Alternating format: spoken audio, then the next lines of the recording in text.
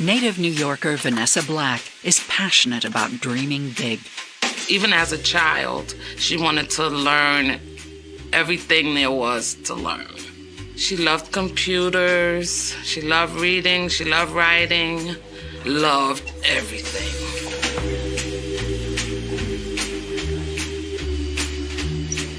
But at 28, life takes a tricky turn. 7 months pregnant with her third child, she's recently separated from her husband. A good guy, he took care of his children, and he loved Vanessa. They married very young, then began to grow apart. Their breakup was sudden, I don't think he really understand what the big breakup about.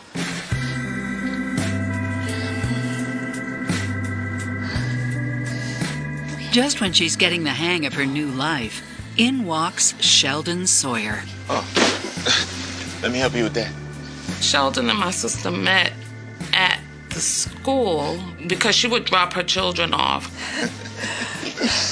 It's a beautiful baby you got. I suspect you're trying to knock Denzel off the top of my list. Well, let's hope it's working. It is working. Thank you. No problem.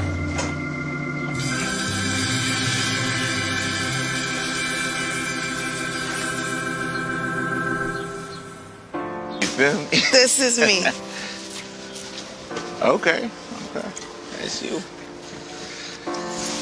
Hey, girl, why don't you give me your hand so I put my number in there? I ain't ready to date nobody. We just had a good time, though, right? It was fun. Look, I'll tell you what. If you and I are meant to be, if you want to be with me, then you come back here in a year to the day. Year to the day. Girl, life is short. Let's get it right now. Year to the day.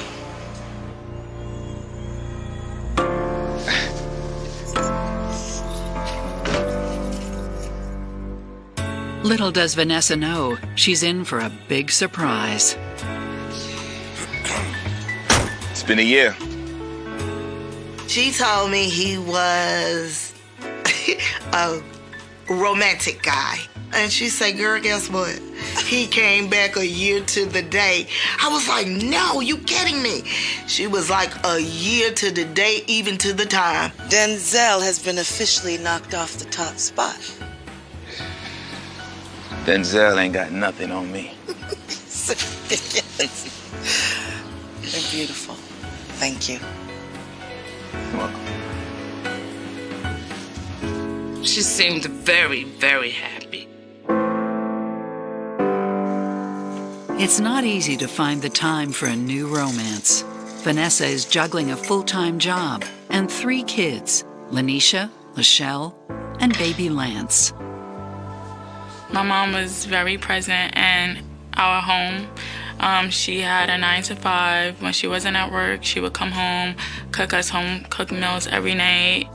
She made sure our homework was always done. She helped us do it if we had a hard time. Anything she wanted, she would just go out there and get it. If she had to work 1 or 2 jobs, she would do it to provide for herself and for her kids. Vanessa was in accounting for the New York City Library. She was happy at work, but she also wanted to write her own book, which she did.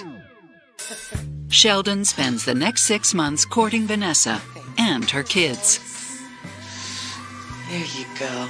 Can you put that over there, too? You know what? I know just what this table's missing. Chocolate ice cream?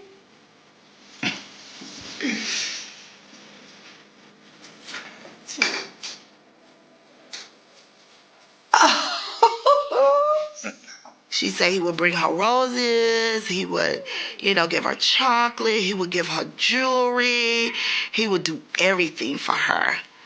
And he would take care of the kids, he would help her do everything, and that's what won her heart to him. Just when it seems life is perfect, it gets even better. What are you two up to? Did Sheldon put you up to this? What is going on? When he wanted to propose to my mom, he asked us first, her kids. He kind of got the okay from us, and then he included us in the engagement process.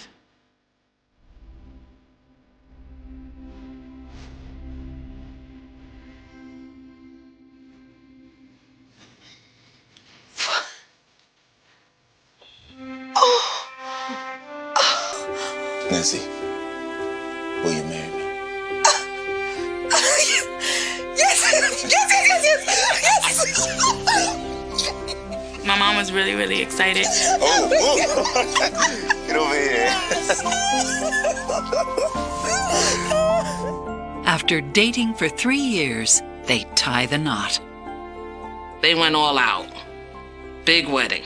You know, everybody was excited because we just wanted to see her happy. And that made her happy. It was a fun time. Everybody had fun. It was a ball.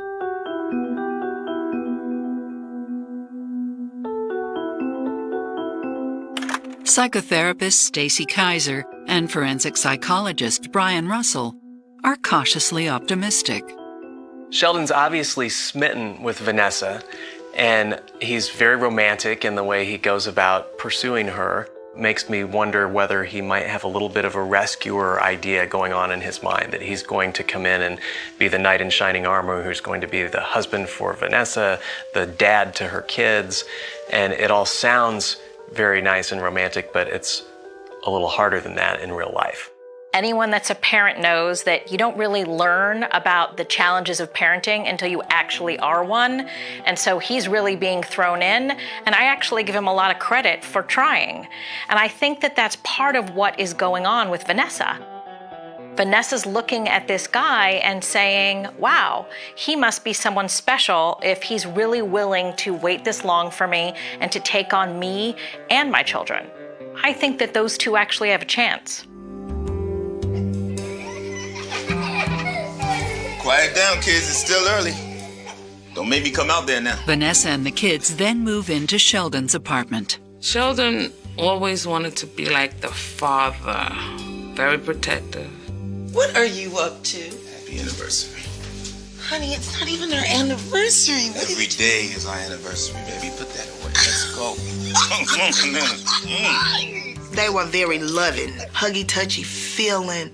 Babe, you need me to do this. Babe, what you want me to do? What you want me to cook? It was always togetherness, like a love that most people yearn for. 2 years later, Vanessa gives birth to a healthy baby boy nicknamed Teddy. Oh, now be careful. Oh, come on now. I know how to hold my baby. Oh, man. Look at him.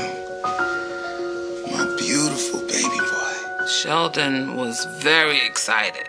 Oh my God, he was excited through the whole thing.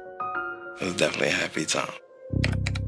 When Vanessa starts talking about moving south 3 years later, her sister doesn't get it.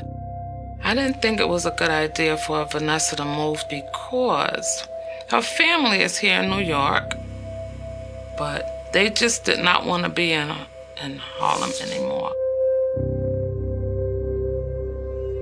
Honey, I have an idea. Vanessa wanted the big house, the white picket fence and the dog, and her own space. She said it would be good for her children. She wanted to give her children more. The move is supposed to be the start of a new life, I considered us like a happy family. but it's the beginning of the end. Things just became very weird in the house. We just heard a loud scream.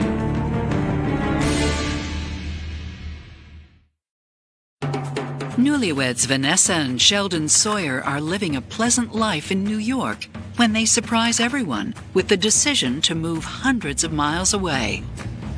Hello, North Carolina, and good riddance, Harlem.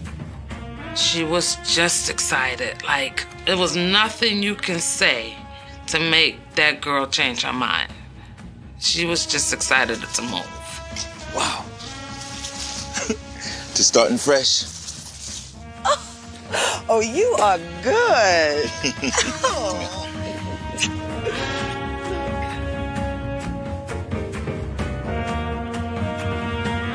Vanessa and Sheldon find jobs right away, and the children try to settle into their new surroundings. She would call and say how we all should move. We all should come down because it's so quiet and so peaceful, and the houses are so cheap. Never stop believing.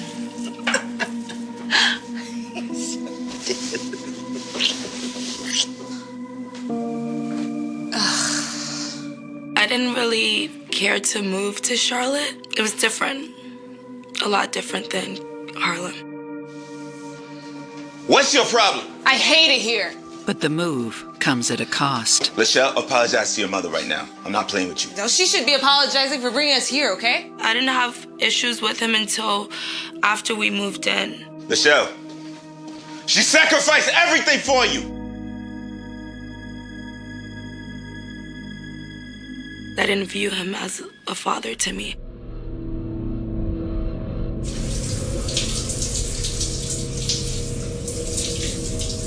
A year later, the tension deepens.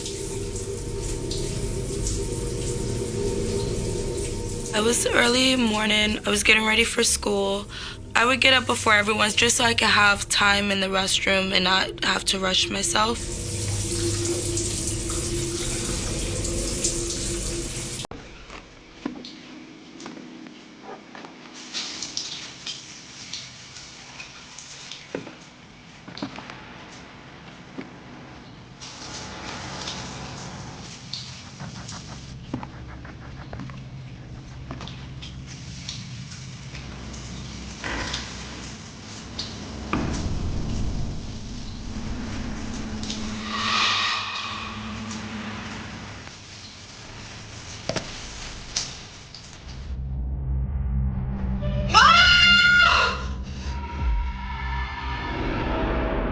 I can just feel this person like kind of bobbing their head back and forth, like looking through the entrance.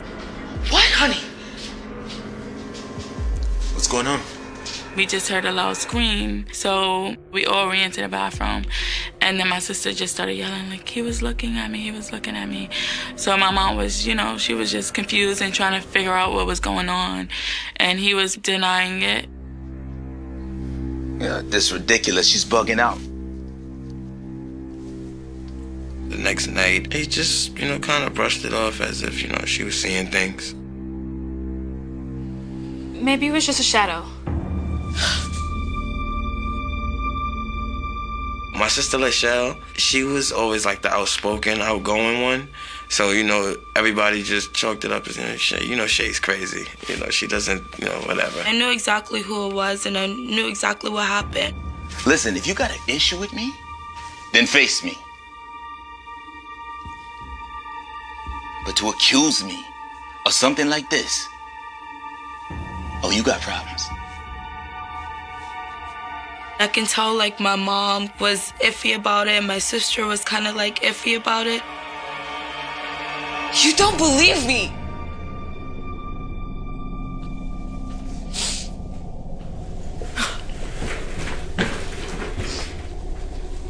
The relationship between us was bad, First of all, why does Vanessa's daughter accuse Sheldon of looking at her in the shower? Could be that Sheldon did it. It was just heinous behavior.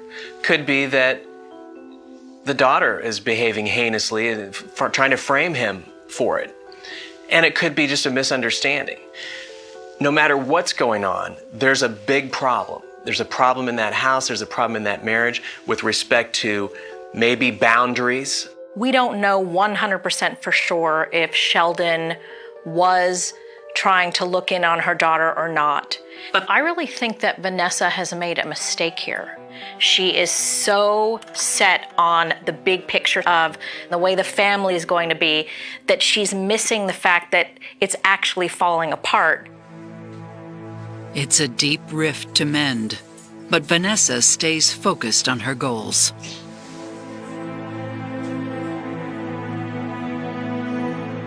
In 2008, their hard work pays off. Just remember how relieved she was and how excited they both was when, they showed us the house and, we were driving by it every day and they were telling us when we were going to get the keys and it was a happy time.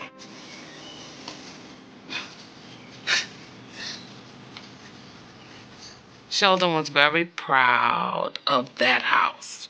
He loved the yard. She was very happy at that point with how her life was going, moving along, as far as having a decent place to live. Look at this, right? Look at this. Nice. As they settle down, Vanessa and family join the local church. We was always into church, but she kept us in church. My mom studied the Bible every day, every morning, before she did anything else. She was studying her Bible and sipping her tea. Why don't you go over there and say hello first? And that's when she later on met Beverly. She was the minister.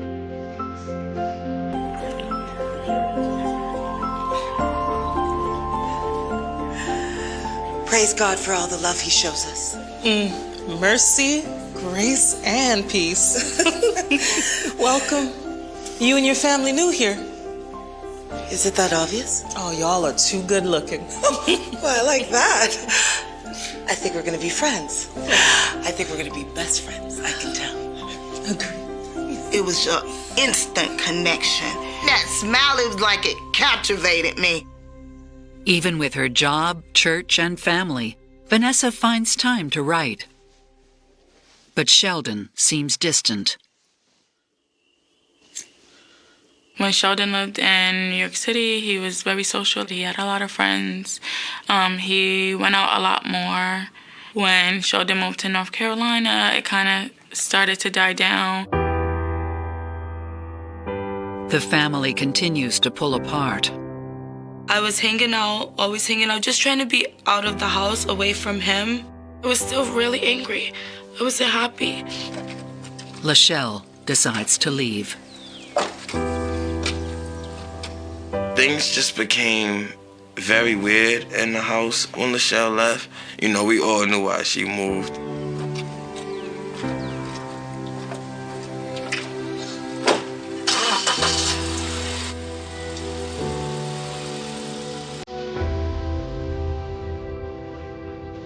The whole house is on edge.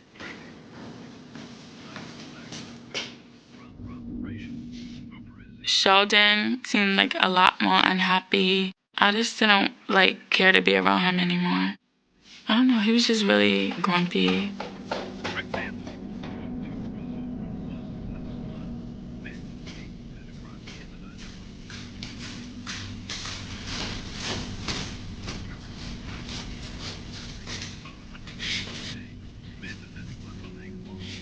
Awesome, right? Awesome. Boy, look at me. You got 2 seconds to take your shoes off. Take them off, man. Sheldon was very hard on Teddy. He was really hard on him. He just kind of, just stopped showing that light and that love,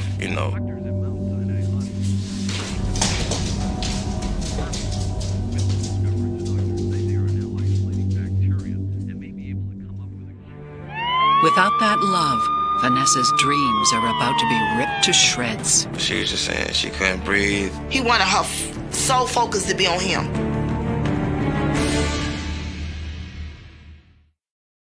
After 3 moves and 10 years of marriage, the strain of keeping the Sawyer household happy takes its toll. And Vanessa pays the price. She was just sitting there kind of breathing hard. I walked in, she was just saying she couldn't breathe. She was having a heart attack. She stayed in the hospital, came home 3-4 days later.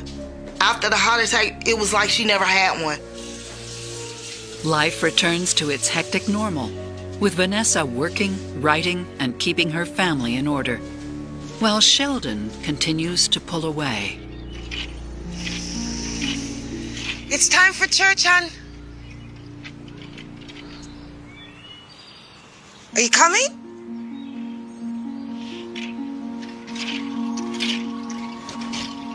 He just stopped coming. She said, but you know what? It ain't even gonna bother me anymore. She said, because I gotta do this for myself. Then, 3 months after her heart attack, life delivers another blow on Christmas Day. We were all just finished opening gifts, and he just was complaining about his chest, and then he went upstairs to lay down, and we all heard like a thump from upstairs, and my mom ran upstairs, and it was him laying on the bathroom floor.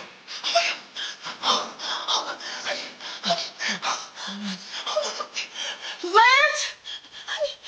Lance! Call 911! Call 911! Honey, oh my God. It's okay. It's okay. Help's coming. Help's coming. Help's coming.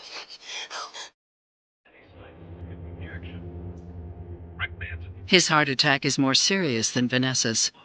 After being discharged from the hospital, Sheldon goes on disability. That's when things begin to go downhill. Things definitely changed after Sheldon's heart attack because he's just, he stopped working. I'm gonna go and see Bev, and we might go and grab something to eat. Whatever. Well, maybe when I come back, we can... Yo, I'm busy right now. You can't see that? And I really don't need to hear about your schedule every time you go out. Okay? Got it. As if you looking for a challenge, you want to fight. On top of that, they're struggling to make ends meet.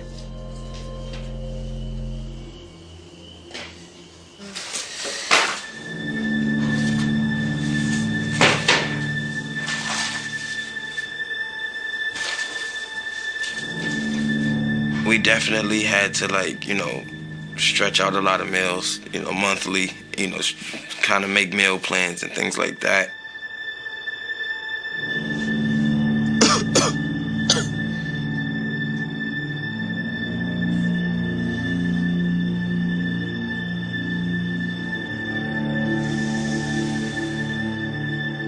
She'd be upset, and I was like, what's wrong? What's wrong?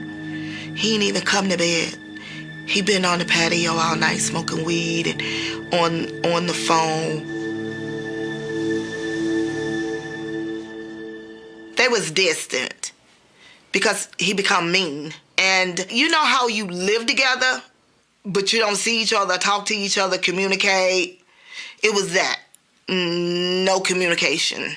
When I think about life from Sheldon's perspective at this point, it's like the hits just keep coming. He's got financial difficulties. He's not on the best terms with his biological son, apparently. He's definitely not on the best terms with his stepkids. He took everyone in and took care of them, and now he's nothing. He has no ability to take care of them financially. He's physically not the man that he once was. There's problems all over the family, and I think he's looking to escape onto the patio, smoking weed, instead of trying to empower himself and say, how can I get myself back up?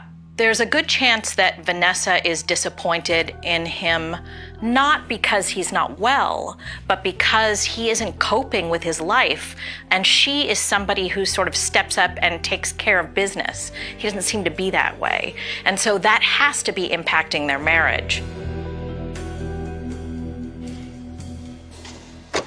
Their solution: move out of North Carolina.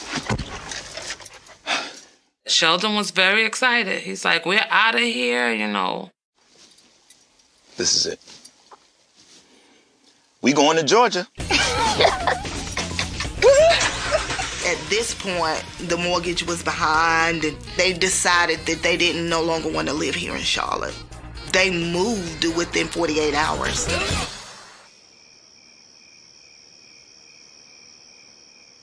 Within a few months, it becomes clear that all Sheldon and Vanessa have done is drag their troubles 400 miles south.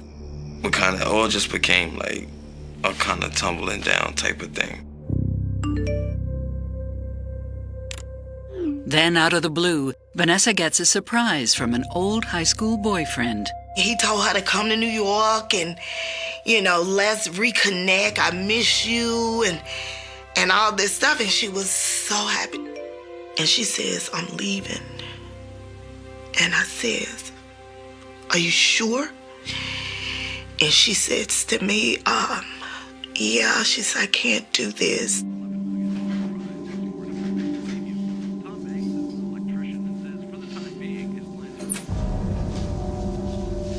Why would you do that? Sheldon, I'm gonna move back to New York.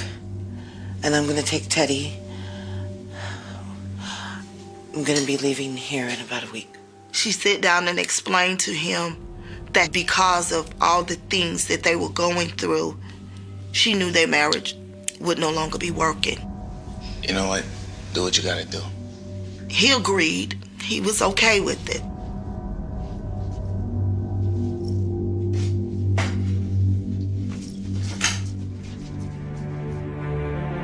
But being okay just isn't enough when it comes to love and loss. I just started feeling funny. It's cold, he's wearing pajamas, no shoes. I felt like in my soul, he was gonna not let her walk away.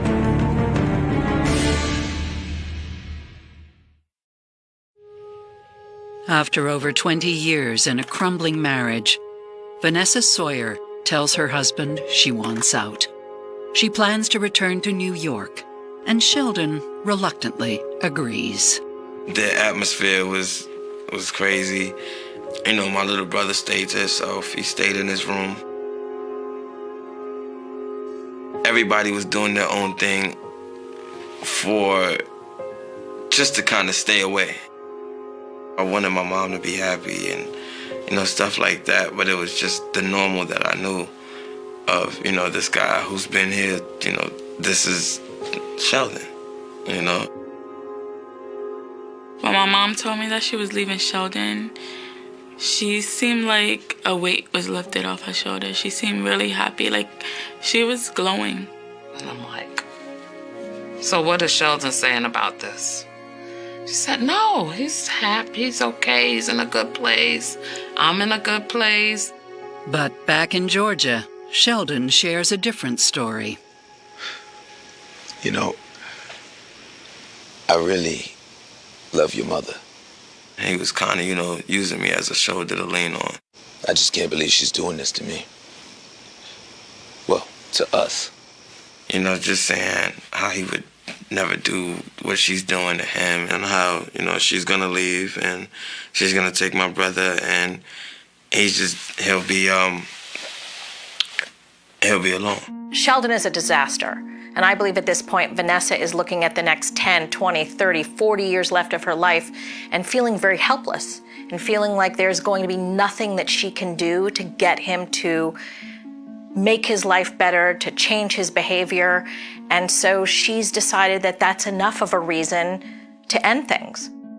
And it seems like she's realized that it isn't healthy for him to behave the way he's been behaving, whether it's having affairs, smoking weed, not working as hard as he could, even with his health issues, all of that stuff. And it's not healthy for her to keep putting up with it. After a busy week in New York, Vanessa heads back to Georgia to pick up Teddy and sort out her affairs.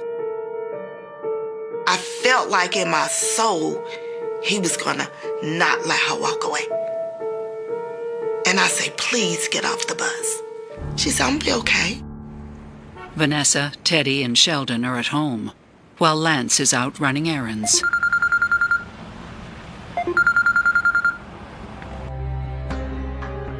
Meanwhile, 400 miles away in North Carolina, Beverly gets a sudden urge to call her friend again. When the phone picked up, I said, can I speak to Vanessa? And I hear screaming on the other end of the phone.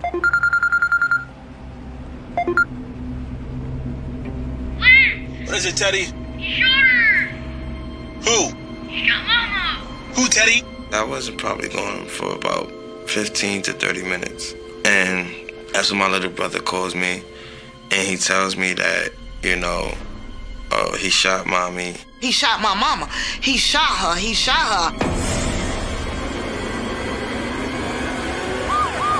Lance races back home. And as we're rushing to the house, we see a line of police cars. And lo and behold, we're following them. It's okay, I love her. He's my bro. I seen him crying. He was just sitting there crying and shaking up. And at that moment, I was just like, I'll get to him later. I need to know what's going on with my mom. Mom! Mom! Mom! I tried to run upstairs, and, you know, officers are pushing me back and telling me don't come upstairs. You know, at that time, I already knew.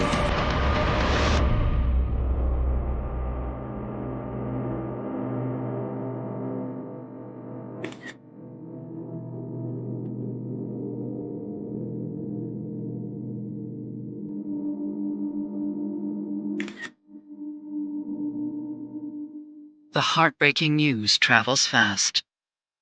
I got a phone call from my brother, and he's just screaming like, he shot her, he shot her. I get a call from my sister. All I can hear is like this, weird scream. And she said, Shay, he did it. He shot mommy. And so I kind of got numb, kind of dropped my phone, and I got dressed and went to my sister's house. Sheldon is nowhere to be found. Teddy is the only witness. You never want to work it out with me. I'm here. I'm trying to work this out. I'm trying to work this out with you. You can't do this. He describes that Vanessa and Sheldon, his mom and dad, were arguing. I gotta go. Goodbye, Sheldon. Hey, what are you doing? What are you doing? You're not going anywhere. You understand that? What are you talking about? What are you doing? What am I doing? What's going on with you? What is wrong with you? Sheldon, get that away. Shut up! Teddy! No! At some point, Sheldon called him upstairs. Teddy! No, you can't do this in front of Teddy. No, you can't do this. No, Teddy! Shut up! No, Teddy, go. Teddy, you gotta go. You gotta go. No! Stay back, Teddy. This is what happens. This is what happens. You can't do this in front of when you're not honest with me. You gotta go.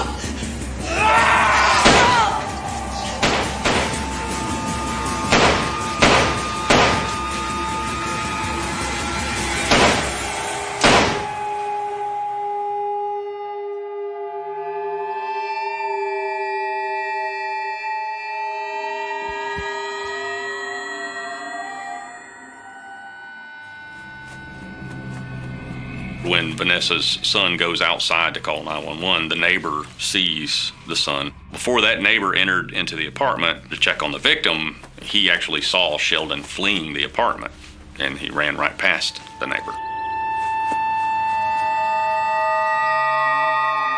There were still some unfired bullets laying there, as if someone had pulled them out of a drawer, maybe to reload or take them with them. But if he's reloading, who's his next target?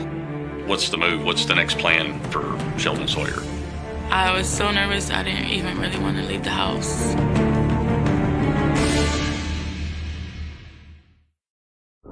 Vanessa Sawyer is dead, shot 13 times by her husband, Sheldon. And no one knows where he is. The concern is, well, what's the move? What's the next plan for Sheldon Sawyer? You have detectives that are talking with family, talking with friends, and they're trying to track down where Sheldon Sawyer's going next. Who's he looking for safe shelter, or to hide him, or to get him from point A to point B? At the same time, friends and family anxiously wait for news. I was really nervous. I don't know where he could have been. I was so nervous I didn't even really want to leave the house. We was just really scared about where he might have been. The next morning, Lanisha hears from him. I was up because I couldn't sleep. 7 in the morning, I get a phone call, and it's his number on my call ID. And I just started screaming, but I didn't answer the phone. I just immediately called the detective and let them know so they could try to track the number. He left a message. He said, "I'm so sorry. I'm so sorry. I killed your mom. I'm so sorry. He said, I didn't mean to." The police track Sheldon down, and Vanessa's family are informed of his arrest. In that moment, I just hated him. In that moment, I wish that he had killed himself. Sheldon is taken into custody. He reads him his rights, and initially, Sheldon doesn't want to talk to him. But before the detective can leave the room, Sheldon starts talking. You know there was love in that house?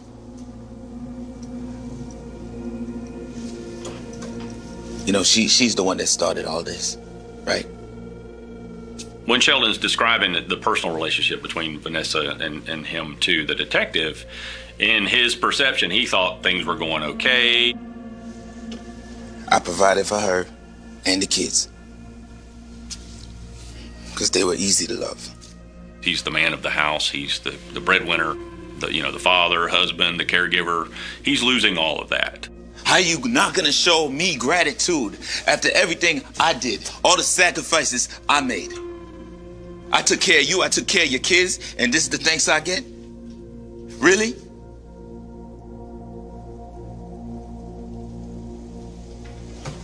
Flaunt that in my face?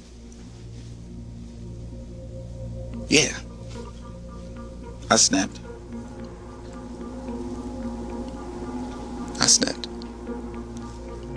And then that is when he shot her.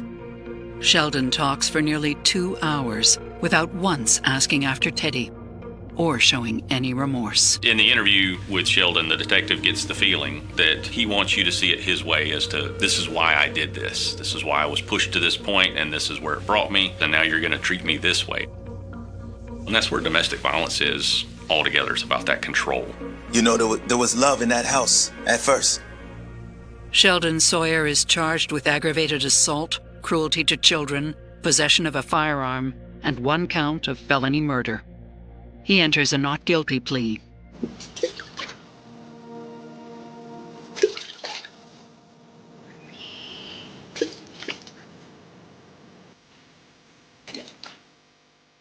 I made this decision to take my brother because I made a promise to my mom. And I remember her asking me a few years prior to the incident, if anything was to ever happen, would you take in Teddy? And I said, yeah, but Mom, I don't want to talk like this. And she was just saying, like, it's life. Like, it's just life. So, what do you say?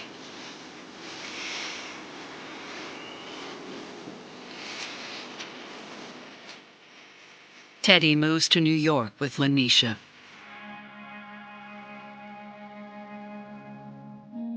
Sheldon Sawyer goes to trial 2 years later.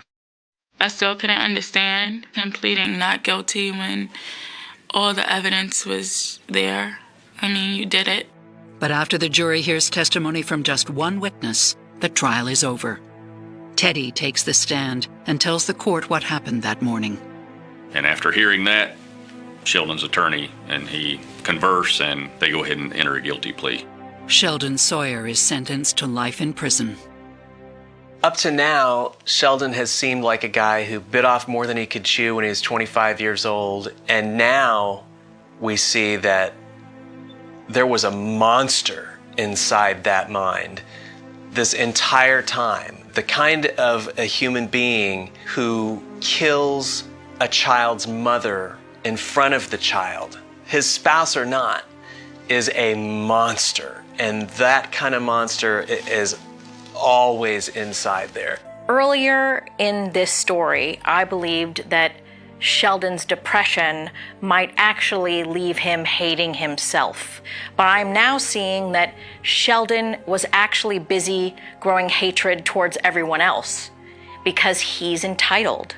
And that now makes me think that he felt entitled to lurk when his stepdaughter was taking a shower. He felt entitled to interface with other women in his relationship. And he felt entitled to kill his wife with his son standing by watching. I want people to remember my mom as a strong person, as a funny person, a warm person, a loving person, a person of morals, a person of many values.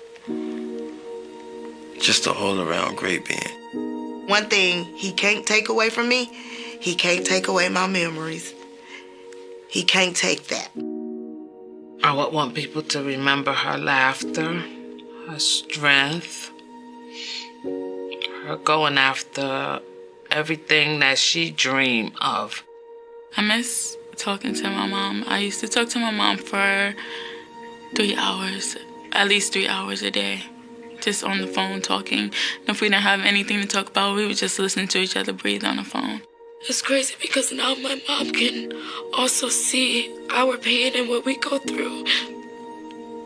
But thankful we have her to kind of protect us in a way. I feel she's protecting us. The clock on the dashboard flickered. 11:47 p.m., October 12th, 1995. A date that would eventually be etched into the cold granite of a headstone and the collective trauma of a town that preferred its secrets buried under the autumn leaves. The rain wasn't just falling, it was erasing the world, a relentless, rhythmic drumming against the roof of a 1992 cherry red Pontiac Sunbird parked on the edge of Blackwood Creek, where the pavement gave way to jagged gravel and the shadows of the old pines seemed to reach out with skeletal fingers. Inside that car sat Elena Vance, 19 years old, a girl with a laugh that could brighten the dimmest hallway of the local community college, now staring into the darkness with a heart that beat like a trapped bird against her ribs, waiting for a meeting that would never lead her back home. The engine was off, the heater cooling with a series of metallic ticks that sounded like a countdown to an ending she couldn't see coming, while the smell of damp earth and cheap gasoline filled the cabin, a scent that would haunt the nostrils of the first responders who would find the car abandoned 48 hours later. That night, the silence of Willow Creek was shattered not by a scream, but by the absence of a return, a void that opened up when Elena's mother, Martha, realized the porch light she had left on was shining on an empty driveway as the sun began to peek through the gray mist of a Saturday morning. The car was found exactly where she'd left it, the driver's side door standing wide open like an invitation to a nightmare, the keys still dangling in the ignition, and a single, half-eaten apple turning brown on the passenger seat, a mundane detail that felt more terrifying than a bloodstain because it spoke of a life interrupted mid-action, a sudden, violent departure from the ordinary. There were no signs of a struggle, no broken glass, no footprints in the mud that had been washed clean by the midnight deluge, only the chilling reality that a vibrant young woman had simply evaporated into the humid air of the Pacific Northwest, leaving behind a community that would spend the next 3 decades looking over its shoulder.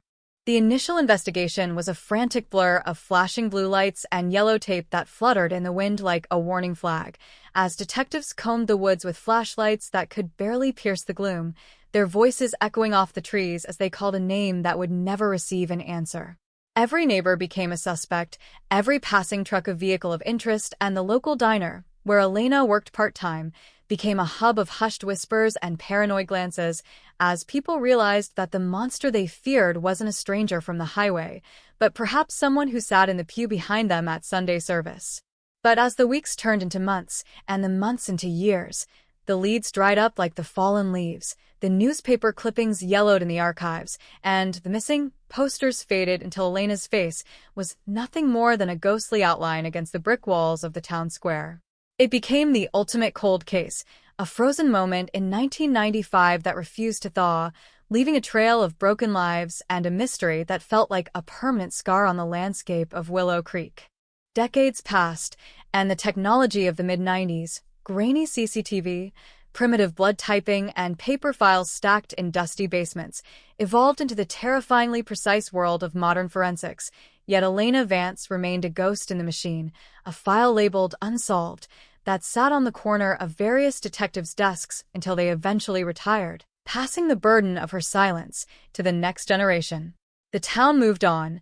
New houses were built over the fields where they once searched, and the name Elena Vance became a cautionary tale told to children to keep them from wandering near the creek after dark, a myth born from a tragedy that everyone assumed would never be explained. But beneath the surface of this forced normalcy, a revolution was brewing in the world of genetic genealogy, a bridge being built across time using the invisible threads of DNA that wait patiently in the dark, holding the truth like a time capsule that only requires the right key to open. In the winter of 2025, a young cold case investigator named Sarah Miller, who wasn't even born when Elena disappeared, pulled the box from the evidence locker, her fingers tracing the plastic bags containing the items recovered from that red sunbird 30 years prior. Among the items was a discarded soda found 50 yards from the car, an item originally dismissed as litter but preserved by a meticulous technician who had a gut feeling that one day, the trash would talk. Using a technique that would have seemed like science fiction in 1995, Miller's team extracted a microscopic profile from the rim of that can, a phantom signature that didn't match anyone in the criminal databases, but began to glow like a beacon when uploaded to public ancestry sites, connecting the unknown killer to a web of second and third cousins who had no idea they shared blood with a predator.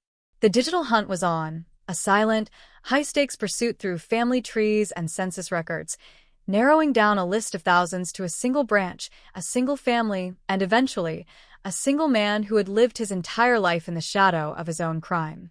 The name that emerged was not a drifter or a known criminal, but Thomas Thorne, a man who in 1995 was a 24-year-old high school coach, a pillar of the community, who had helped organize the very search parties that looked for Elena, standing side by side with her grieving father while the evidence of his violence was still fresh under his fingernails. For 30 years, Thorne had played the part of the good citizen, marrying, raising children, and retiring with a pension, all while carrying the memory of that rain-soaked night like a hidden trophy, convinced that the passage of time had granted him a permanent amnesty. The arrest didn't happen in a dark alley or a high-speed chase. It happened in the checkout line of a local grocery store, the clicking of handcuffs sounding like a gavel dropping on 30 years of lies as the gray-haired man looked at the detectives with a face that collapsed from arrogance into a hollow, haunting realization that the past had finally caught up. The shockwave that hit Willow Creek was seismic, a collective gasp that could be felt in every household as the news broke. 1995 cold case solved. The betrayal felt fresh, a new wound opened in an old scar, as people struggled to reconcile the image of the man who had coached their sons with the monster who had snatched a girl from her car and discarded her like refuse in a shallow grave that he finally led police to under the foundation of an old barn he had helped build. The recovery of Elena's remains was a somber, silent affair, a long overdue homecoming that offered a brutal kind of closure, as the town watched the forensic teams sift through the dirt for what was left of a girl who should have been a woman, a mother, a friend. In the end, the mystery was gone, replaced by a cold, hard reality that was almost harder to bear. That evil doesn't always look like a villain in a movie. Sometimes it looks like your neighbor, and sometimes, the most terrifying thing about a cold case isn't that it's unsolved, but the fact that the killer was right there, watching the lights stay on for a girl he knew would never come home. The interrogation room was a sterile, windowless box where time seemed to suspend itself, the hum of the fluorescent lights providing the only soundtrack to the confrontation between a monster in a cardigan and the ghosts of his past.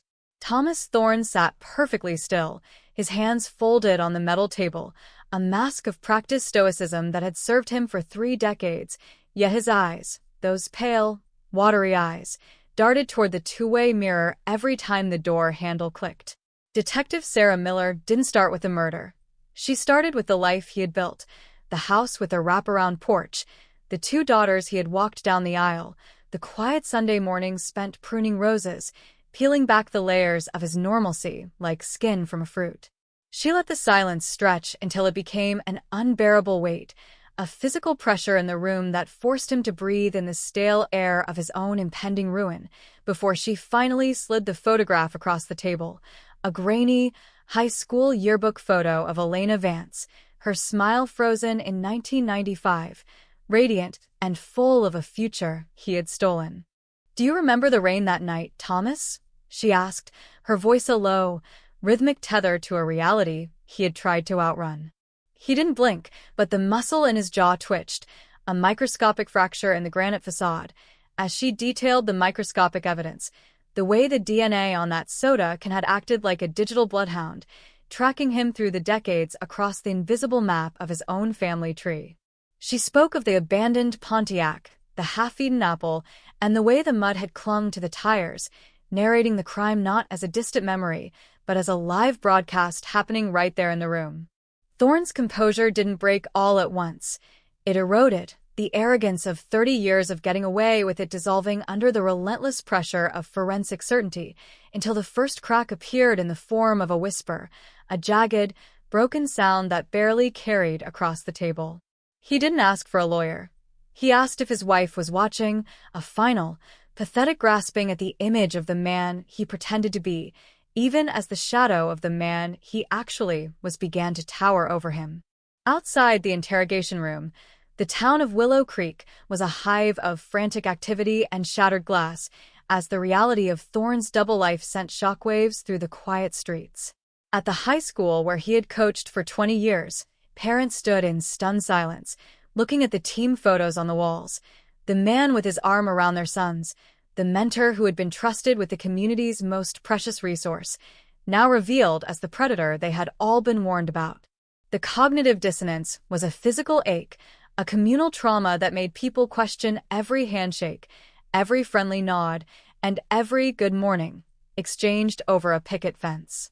The investigation shifted from a search for a killer to an excavation of a life. As forensic teams descended on Thorne's meticulously kept property, their white suits stark against the green grass as they began to tear into the earth, looking for the physical remains of a secret that had been buried in plain sight. They found the trophy room hidden behind a false wall in his workshop, not a collection of horrors, but a meticulously organized archive of mundane items, a single earring that didn't belong to his wife, a faded ribbon from a 1994 county fair, and a notebook filled with the names of women he had watched from the shadows of the creek. It was the blueprint of a serial predator who had managed to flip a switch, moving from the darkness of his urges to the bright lights of a suburban life with a terrifying, calculated ease. The search eventually led them to the old barn, a structure Thorne had helped renovate just months after Elena vanished, a place he had returned to year after year to perform maintenance, always ensuring the concrete floor remained undisturbed. As the jackhammers began their rhythmic assault on the foundation, the sound echoed through the valley like a heartbeat, a violent reclamation of the truth that the earth had been forced to hold for 30 years. The discovery was a gruesome confirmation of the town's worst fears, a shallow, makeshift tomb beneath the heavy slab, where Elena's remains had been encased in a cold, permanent silence. The forensics team worked with a reverent intensity, brushing away the dirt of 3 decades to reveal the fragments of a life interrupted, the remnants of a denim jacket, a silver locket that still held a blurred photo of her parents, and the sheer, heartbreaking smallness of the space he had forced her into. It wasn't just a crime scene. It was a sanctuary of grief, a place where the 1995 cold case finally transitioned from a mystery into a tragedy with a tangible, devastating weight. As the news filtered out that Elena had been found, a spontaneous vigil formed at the edge of the property, hundreds of candles flickering in the damp evening air, a sea of light meant to guide a lost soul home after 30 years in the dark. But as the evidence mounted, a new, even more chilling question began to emerge. Was Elena the only one? The meticulous nature of Thorne's trophy room and the calculated way he had integrated his violence into his daily routine suggested a level of experience that rarely begins and ends with a single victim. Detectives began to cross-reference his travel logs, his coaching trips, and his previous residences, opening up a Pandora's box of missing person files from across the state, each one a potential thread in a much larger, much darker tapestry. The 1995 cold case solved headline began to evolve into something far more sinister: the unmasking of a monster who had used the cover of a pillar of the community to hunt in the gaps between the headlines. The town realized that the closure they had prayed for was not an end, but a beginning, a descent into a history of violence that had been festering in their midst, unnoticed and unchallenged, for an entire generation. Thorne finally broke during the third day of questioning, his voice a flat, emotionless drone as he recounted the logistics of the abduction, describing the way he had followed the red sunbird, the way he had used his coaching whistle to get her to pull over, a symbol of authority used as a weapon of entrapment. He spoke of the rain, the way it muffled the sounds and blurred the world, making the crime feel like a dream he had replayed every night in the comfort of his own bed while his family slept just down the hall.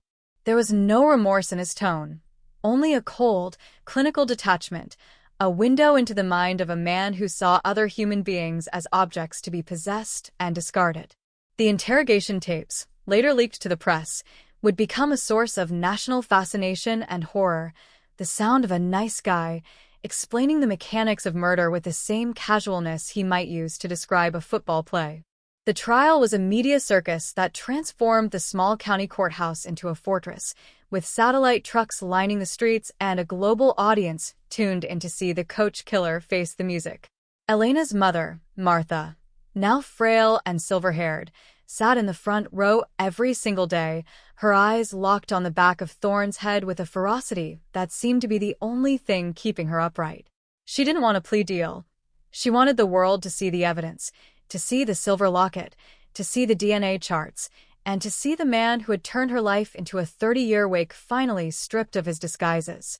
The prosecution's case was an avalanche of forensic certainty, a bridge of science built over a river of tears, leaving no room for doubt, no room for the reasonable explanations Thorne's high-priced lawyers tried to weave into the narrative. As the jury deliberated, the town held its breath, the silence in the streets reminiscent of that October night in 1995, a heavy, expectant stillness that felt like the moment before a storm. When the verdict was read, guilty on all counts, there was no cheering, only a profound, collective exhale, a release of tension that had been building for 3 decades. Thorne was sentenced to life without the possibility of parole, a permanent removal from the world he had so expertly mimicked, but the victory felt hollow in the face of the sheer scale of the loss. The cold case was closed, the file moved to the archives, but the ghosts of Willow Creek remained, a reminder that the most dangerous monsters are the ones who know exactly how to blend in, the ones who wait in the light while they plan their next move in the dark. In the final days after the sentencing, a new memorial was erected at Blackwood Creek, not a missing poster, but a statue of a young woman looking toward the horizon, her hair caught in a permanent, bronze wind. It was a place for the community to remember not how she died, but who she was, a way to reclaim the ground from the violence that had defined it for so long. Yet, even as the flowers piled up at the base of the monument, the shadow of Thomas Thorne continued to loom over the town, a cautionary tale of the secrets that can hide behind a smile and the way the past never truly stays buried. The case of Elena Vance was solved, the DNA had spoken, and the killer was behind bars, but the question of how many other pillars of the community were walking the streets with trophies in their basements was a chill that no summer sun could ever truly warm. The gavel's final echo didn't bring the silence of peace. It brought the silence of a tomb that was far larger than anyone had dared to imagine, as the closing of Elena Vance's file triggered the opening of 100 more. Behind the reinforced glass of the evidence locker sat the Blackwood Archive, a collection of mundane objects recovered from Thomas Thorne's secret wall that were now being treated like radioactive isotopes, each one potentially linked to a life extinguished and a family left in the dark. Detective Sarah Miller didn't celebrate the conviction.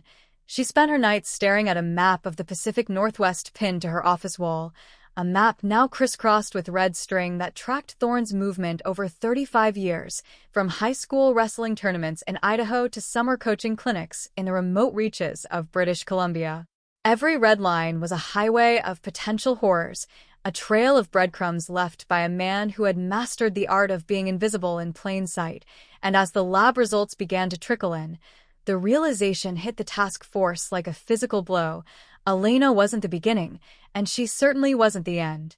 The first breakthrough came from a small, tarnished silver earring, a delicate filigree design that didn't match anything Elena had owned, found tucked inside a vintage 1991 coaching manual in Thorne's workshop. When the image was digitized and blasted across regional news networks, it didn't take long for a phone to ring in a precinct 300 miles away, a voice on the other end trembling as a retired officer described the 1992 disappearance of Cindy Lou Harper, a cheerleader who vanished after a Friday night game while Thorne's team was in town. The cold case of Cindy Lou had been dormant for decades, dismissed as a runaway situation in an era where police often prioritized order over investigation, but the silver earring was a silent witness that refused to be silenced any longer. Suddenly, the coach killer narrative shifted from a local tragedy to a regional nightmare as the FBI's Behavioral Analysis Unit stepped in to help decode the geography of a predator who used the frantic energy of high school sports as a camouflage for his hunting expeditions. The community of Willow Creek, already reeling from the betrayal of a pillar, found itself at the center of a national media storm that turned their quiet streets into a morbid tourist attraction, with true crime enthusiasts and grieving families from across the country arriving to look for answers in the dirt Thorne had walked on. The paranoia was no longer a flicker. It was a forest fire, as people began to recount every odd encounter, every time Thorne had offered a ride to a stranded motorist, or every late-night light scene in the school gym that they had previously ignored. Investigators began to dig into Thorne's dark hours, those gaps in his itinerary between scheduled games and hotel check-ins, finding that he frequently took the long way home, opting for scenic, unlit backroads where the trees grew thick and the cell service, even in later years, was non-existent. These weren't just drives, they were scouting missions, a systematic mapping of the gaps in the world where a person could be taken and never found, a terrifying testament to the patience of a man who viewed the entire region as his personal pantry. In the sub-basement of the county morgue, a team of forensic anthropologists began the grueling task of cataloging the trophies with a level of scrutiny that would have been impossible in 1995, using mass spectrometry to identify microscopic traces of soil, pollen, and human skin trapped in the crevices of the items. They found a library of lost lives, a library card belonging to a woman who vanished in Seattle in 2004, a single house key with a Best Dad keychain from a 1988 missing persons case in Oregon, and a lock of hair preserved in a glassine envelope that didn't match any of the known victims. Each discovery was a fresh shock to the community, a new headline that ripped open old wounds and forced a dozen different towns to confront the reality that their cold cases were actually the work of a man who had been sitting in their local diners and gas stations, smiling at their children while the evidence of his last crime was still in his trunk. The psychological profile of Thomas Thorne began to emerge not as a man who snapped, but as a man who lived a perfectly bifurcated existence, a Dr. Jekyll and Mr. Hyde dynamic where the coach persona was so robust and convincing that it acted as a physical shield against suspicion. He had used his knowledge of local geography, his authority as a mentor, and the inherent trust placed in his profession to navigate the world with a level of freedom that most criminals could only dream of. He knew which jurisdictions didn't talk to each other, which police departments were underfunded, and which stretches of highway were the most vulnerable, turning the very infrastructure of society into a weapon. The strange clues found in his possession, the maps with hand-drawn symbols, the ledger of dates and weather conditions, the collection of local newspapers from towns he'd only visited once, pointed to a level of obsession that bordered on the ritualistic, a man who didn't just kill, but who curated the memories of his kills with the precision of a historian. As the investigation expanded, the tension in the task force room became a palpable, suffocating force, as the number of red strings on Sarah Miller's map grew until the map itself was barely visible, a web of potential victims that spanned 4 states and 3 decades. They were looking for the Ghost Road, a theoretical path Thorne had traveled that connected dozens of unsolved disappearances, a path that led through state parks, abandoned logging camps, and the quiet outskirts of small towns that had long since forgotten the names of the girls who never came home. Every time a new link was confirmed, the 1995 cold case felt less like a resolution and more like the first crack in a dam that was about to burst, threatening to drown the entire region in a flood of historical trauma. The Manhoy KY Law, the strange clues, began to form a pattern of a man who was obsessed with the concept of interruption, of taking someone at the exact moment their life was about to change, a cruelty that added a layer of spiritual darkness to the already grim physical evidence. One of the most chilling discoveries was a series of Polaroids found hidden in the lining of a vintage equipment bag, images not of the crimes themselves, but of the missing posters Thorne had encountered during his travels, posters of the very women he had killed. He had photographed the grief of the families, the desperate pleas for information, and the fading faces of his victims as they hung on telephone poles and grocery store bulletin boards, a twisted feedback loop where he fed on the agony he had created. It was a level of depravity that left even the most seasoned detectives reeling, a realization that Thorne hadn't just gotten away with murder. He had lived a life of constant, secret celebration, a silent toast to his own cleverness every time he drove past a billboard asking for information on a cold case he had authored. The SOC Songdong was no longer just about the murder of Elena Vance. It was about the realization that they had nurtured a parasite that thrived on their collective sorrow. Meanwhile, in his prison cell, Thorne remained a vacuum of information, refusing to speak, refusing to look at the photos of the women he was now being linked to, maintaining a smug, impenetrable silence that was its own kind of torture for the families waiting for a word, a gesture, a sign. He seemed to enjoy the new wave of attention, the way the world was finally acknowledging the work he had done in the shadows, a narcissism that made him more dangerous behind bars than he was on the street, as he weaponized the truth to maintain control over his victims' legacies. Sarah Miller knew that the only way to break him was to find the one thing he couldn't control, the physical evidence that even time couldn't erase, the DNA phyllu that was still being extracted from the trophies in the Blackwood archive. She worked 15-hour days, fueled by a cold, righteous fury, knowing that every hour she spent in the lab was a step closer to dismantling the myth Thorne had built around himself. The investigation then pivoted to a specific cold case from 1989, the disappearance of a young hitchhiker named Rebecca Thorne, no relation, whose case had been Matt Titchby and for 36 years. A search of Thorne's bank records from that era revealed a series of small, unexplained withdrawals in the town where she was last seen, a digital footprint from an analog age that acted like a flare in the dark. As Miller dug deeper, she found that Thorne had been scouting for a new school to work at during that time, a trip that placed him exactly in the path of a girl who just wanted a ride to the next city. These strange clues were no longer strange.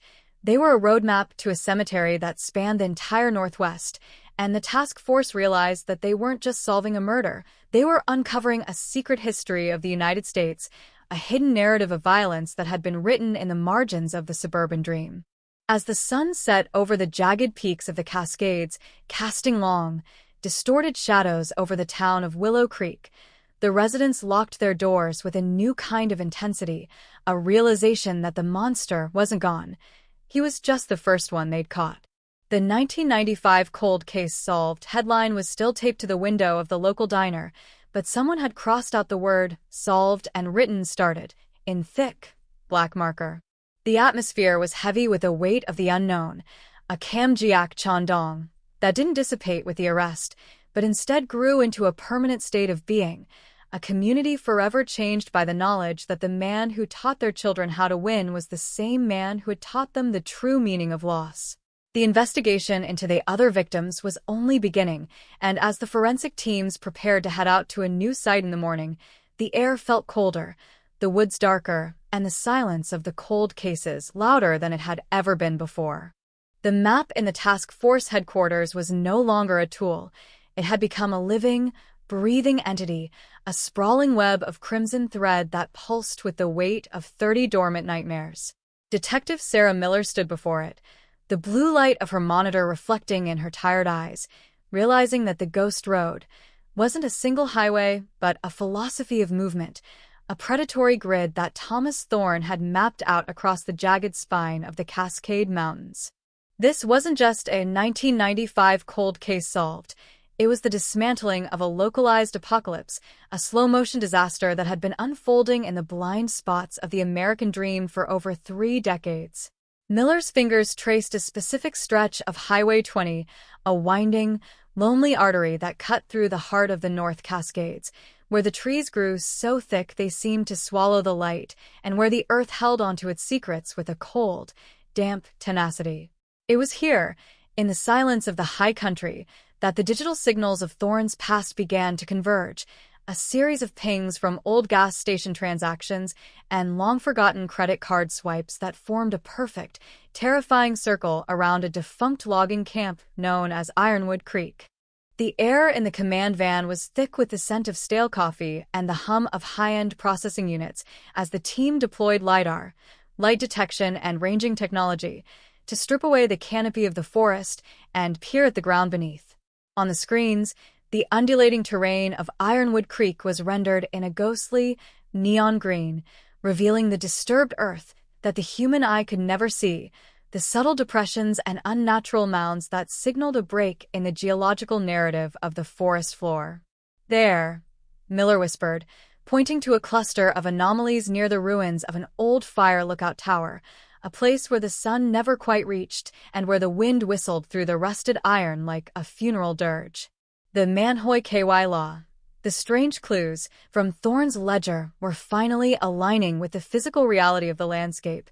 The High Watch he had written in a 1988 entry, followed by a series of coordinates that led nowhere on a modern map but pointed directly to this abandoned, crumbling sanctuary.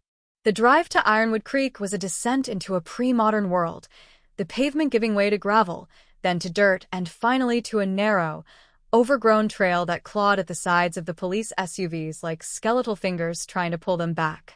The atmosphere changed with every mile, the temperature dropping as the fog rolled in from the peaks, thick and cloying, turning the towering hemlocks into giant, silent sentinels guarding a graveyard they had helped create.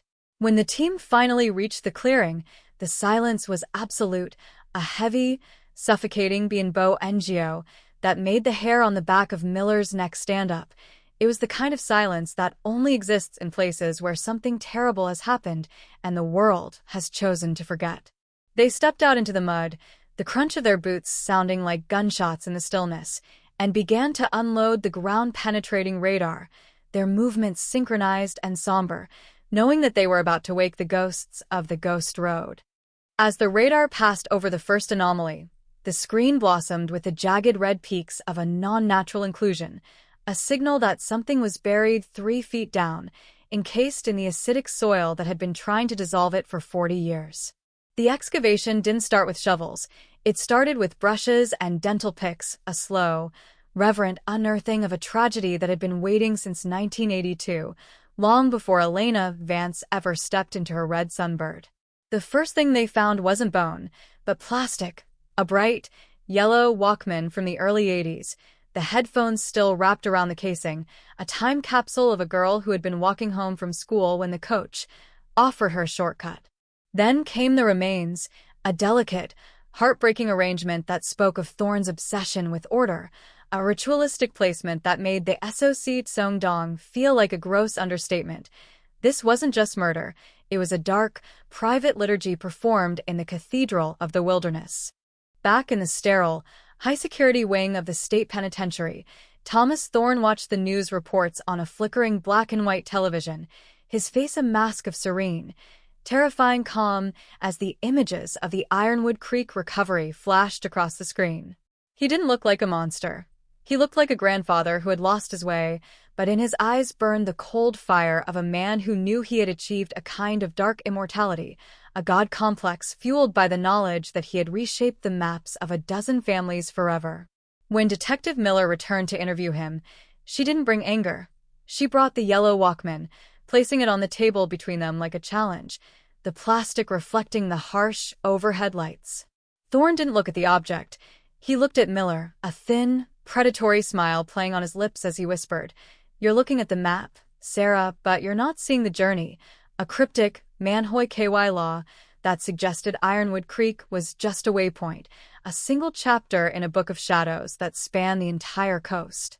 The Kamjiak Chandong intensified as the forensic team at Ironwood Creek uncovered a second, then a third, and finally a fourth burial site within a 50-yard radius of the Lookout Tower, each one containing the artifacts of a different decade: a 1979 class ring, a 1991 digital watch, a 2005 cell phone that had long since died in the dark. The Ghost Road was a conveyor belt of death, and Thorne was its sole operator, a man who had used his coaching career as a cover to scout the most vulnerable members of society, moving through their lives like a phantom and leaving behind a void that no amount of DNA testing could ever truly fill.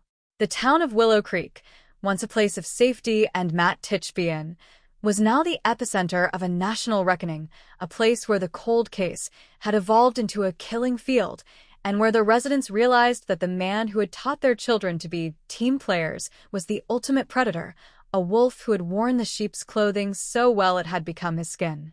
The investigation then hit a chilling snag. Among the remains at Ironwood Creek, they found a small, rusted tin box containing dozens of missing posters, but these weren't from the Pacific Northwest.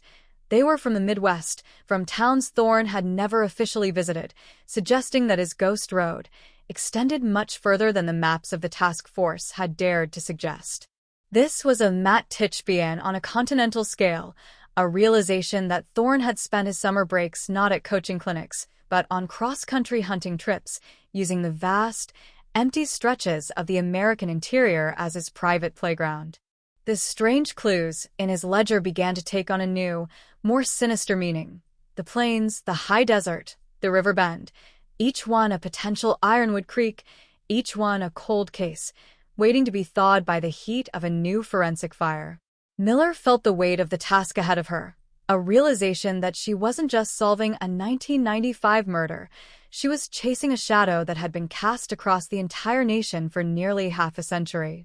As the sun dipped below the jagged horizon of the Cascades, casting long, blood-red shadows over the excavation site, the team worked by the light of portable floodlights, their white forensic suits glowing like ghosts against the dark earth. The wind picked up, howling through the rusted tower, a sound that Miller realized was the collective voice of the cold cases finally being heard, a chandong of the soul that transcended the boundaries of police work and entered the realm of the spiritual. They were reclaiming these lives, one tooth, one ring, one memory at a time, but the sheer scale of the horror was beginning to fracture the team, the psychological toll of the Ghost Road proving to be as dangerous as the man who built it. They found a locket, still latched, containing a photo of a woman and a child, a piece of evidence that didn't match any known missing person file, a new Bienbow NGO that suggested Thorne's victim count was even higher than their most pessimistic projections. The 1995 cold case solved narrative was now a distant memory, replaced by the Ironwood Creek Massacre, a headline that screamed from every screen and newspaper in the country, turning Thorne into a household name for all the wrong reasons. But even as the world recoiled in horror, a strange, dark fascination took hold, a Jayagon obsession with the man who had lived such a perfect double life, leading to a surge of copycat threats and a wave of paranoia that threatened to tear the social fabric of the region apart. People stopped picking up hitchhikers. They stopped stopping for stranded motorists. They looked at the pillars of their community with a new, cynical eye, wondering what secrets were buried under their own foundations. The legacy of Thomas Thorne wasn't just the lives he took, it was the trust he murdered, a SOC Tsongdong that would linger for generations, a permanent stain on the innocence of the mountains. Miller stood at the edge of the clearing, looking out over the valley as the lights of the recovery team flickered in the dark, a small cluster of stars in an ocean of blackness. She thought of Elena Vance, the girl in the red sunbird, and how her cold case had been the key that unlocked this entire, terrible kingdom, a sacrifice that had finally brought the Ghost Road to an end. But as she turned to head back to the command van, she noticed something in the mud at the very edge of the light, a a small, silver object partially buried in the track of a police SUV. She knelt down, her heart hammering in her chest, and brushed away the dirt to reveal a set of keys. The keychain, a simple, leather tag with the initials, TT, stamped into the hide. But these weren't the keys to a car. They were the keys to a padlock, and as she looked toward the rusted fire tower, she realized that the High Watch hadn't just been a burial ground. It had been a prison. The realization hit her like a physical blow. Thorne hadn't just killed his victims here. He had kept them. A Matt Titchfian that involved a level of prolonged cruelty that redefined the parameters of their investigation. She signaled to the tactical team, her voice a low, urgent whisper that cut through the wind. "We need to get into that tower now." The 1995 cold case had just opened a door to a new kind of hell, a dark, vertical chamber where the strange clues of the past were about to meet the Chandong reality of the present. As they breached the heavy iron door of the lookout tower, the scent of rot and old iron hit them, and the beams of their flashlights cut through the gloom to reveal a space that had been meticulously curated for suffering, a final, horrifying testament to the man who had been the coach of Willow Creek. The discovery inside the tower would be the coup maquintuong that would change everything, a revelation that would bridge the gap between the cold case and a living nightmare, proving that sometimes the most terrifying thing about a solved case isn't the killer you've caught, but the secrets he's still hiding in plain sight. The iron door didn't just open. It surrendered with a scream of rusted hinges that echoed through the valley like a warning from a dead century. The air that rushed out of the High Watch was a punch to the lungs, a stagnant, freezing miasma of rot, old iron, and a lingering, metallic scent that every detective knows in their marrow. The smell of prolonged, desperate survival turned to dust. Miller's flashlight beam was a surgical tool, cutting through the thick, swirling dust motes to reveal a room that looked like a monk's cell redesigned by a sadist. There were no windows, only narrow slits in the masonry that let in thin, razor-sharp slivers of moonlight, and in the center of the room, bolted directly into the stone floor, was a heavy iron ring attached to a chain that had been worn smooth by years of friction. This wasn't a grave, it was a cage. The walls were covered in a Manhoy KY law of scratches, not random marks, but a meticulous calendar of agony, thousands of tiny vertical lines grouped in fives, a record of days spent in the dark while Thomas Thorne was at home, eating dinner with his daughters and grading game tapes. The SOC Tsongdong that followed the discovery of the burial pits was nothing compared to the silence that fell over the task force as they processed the interior of the tower. On a small wooden ledge, Thorne had kept a guest book, a ledger of names, dates, and progress notes written in the precise, clinical hand of a dedicated coach. He had treated his victims like athletes in a twisted training program, documenting their resistance levels, their nutritional intake, and the exact moment their spirit finally broke under the weight of the isolation. It was a cold case that had evolved into a living museum of depravity, a place where time had been stretched thin and tortured until it snapped. Among the items found in the corner was a stack of letters, never sent, written on scraps of paper and the backs of candy wrappers by a young woman named Sarah Jenkins, who had disappeared in 1989. The letters were addressed to a mother who had died 10 years ago, a heartbreaking Bienbo NGO that revealed the victims didn't just disappear into the earth. They lived on in this vertical tomb, waiting for a coach who only came to witness their decline. Miller felt a cold, oily sweat on her forehead as she read one of the notes. "He tells me the rain is beautiful today. He says the town is looking for me, but they're looking in the wrong place. He says he's the only one who knows I'm real." The psychological warfare Thorne had waged was more terrifying than any physical violence. He had become their entire universe, the god of a 5x5 stone world, while the rest of Willow Creek went about its business, just a few miles away. The Manhoy KY law of his double life was finally fully exposed. He wasn't just a killer who discarded bodies. He was a collector of souls, a man who enjoyed the slow-motion theft of a human life more than the finality of death.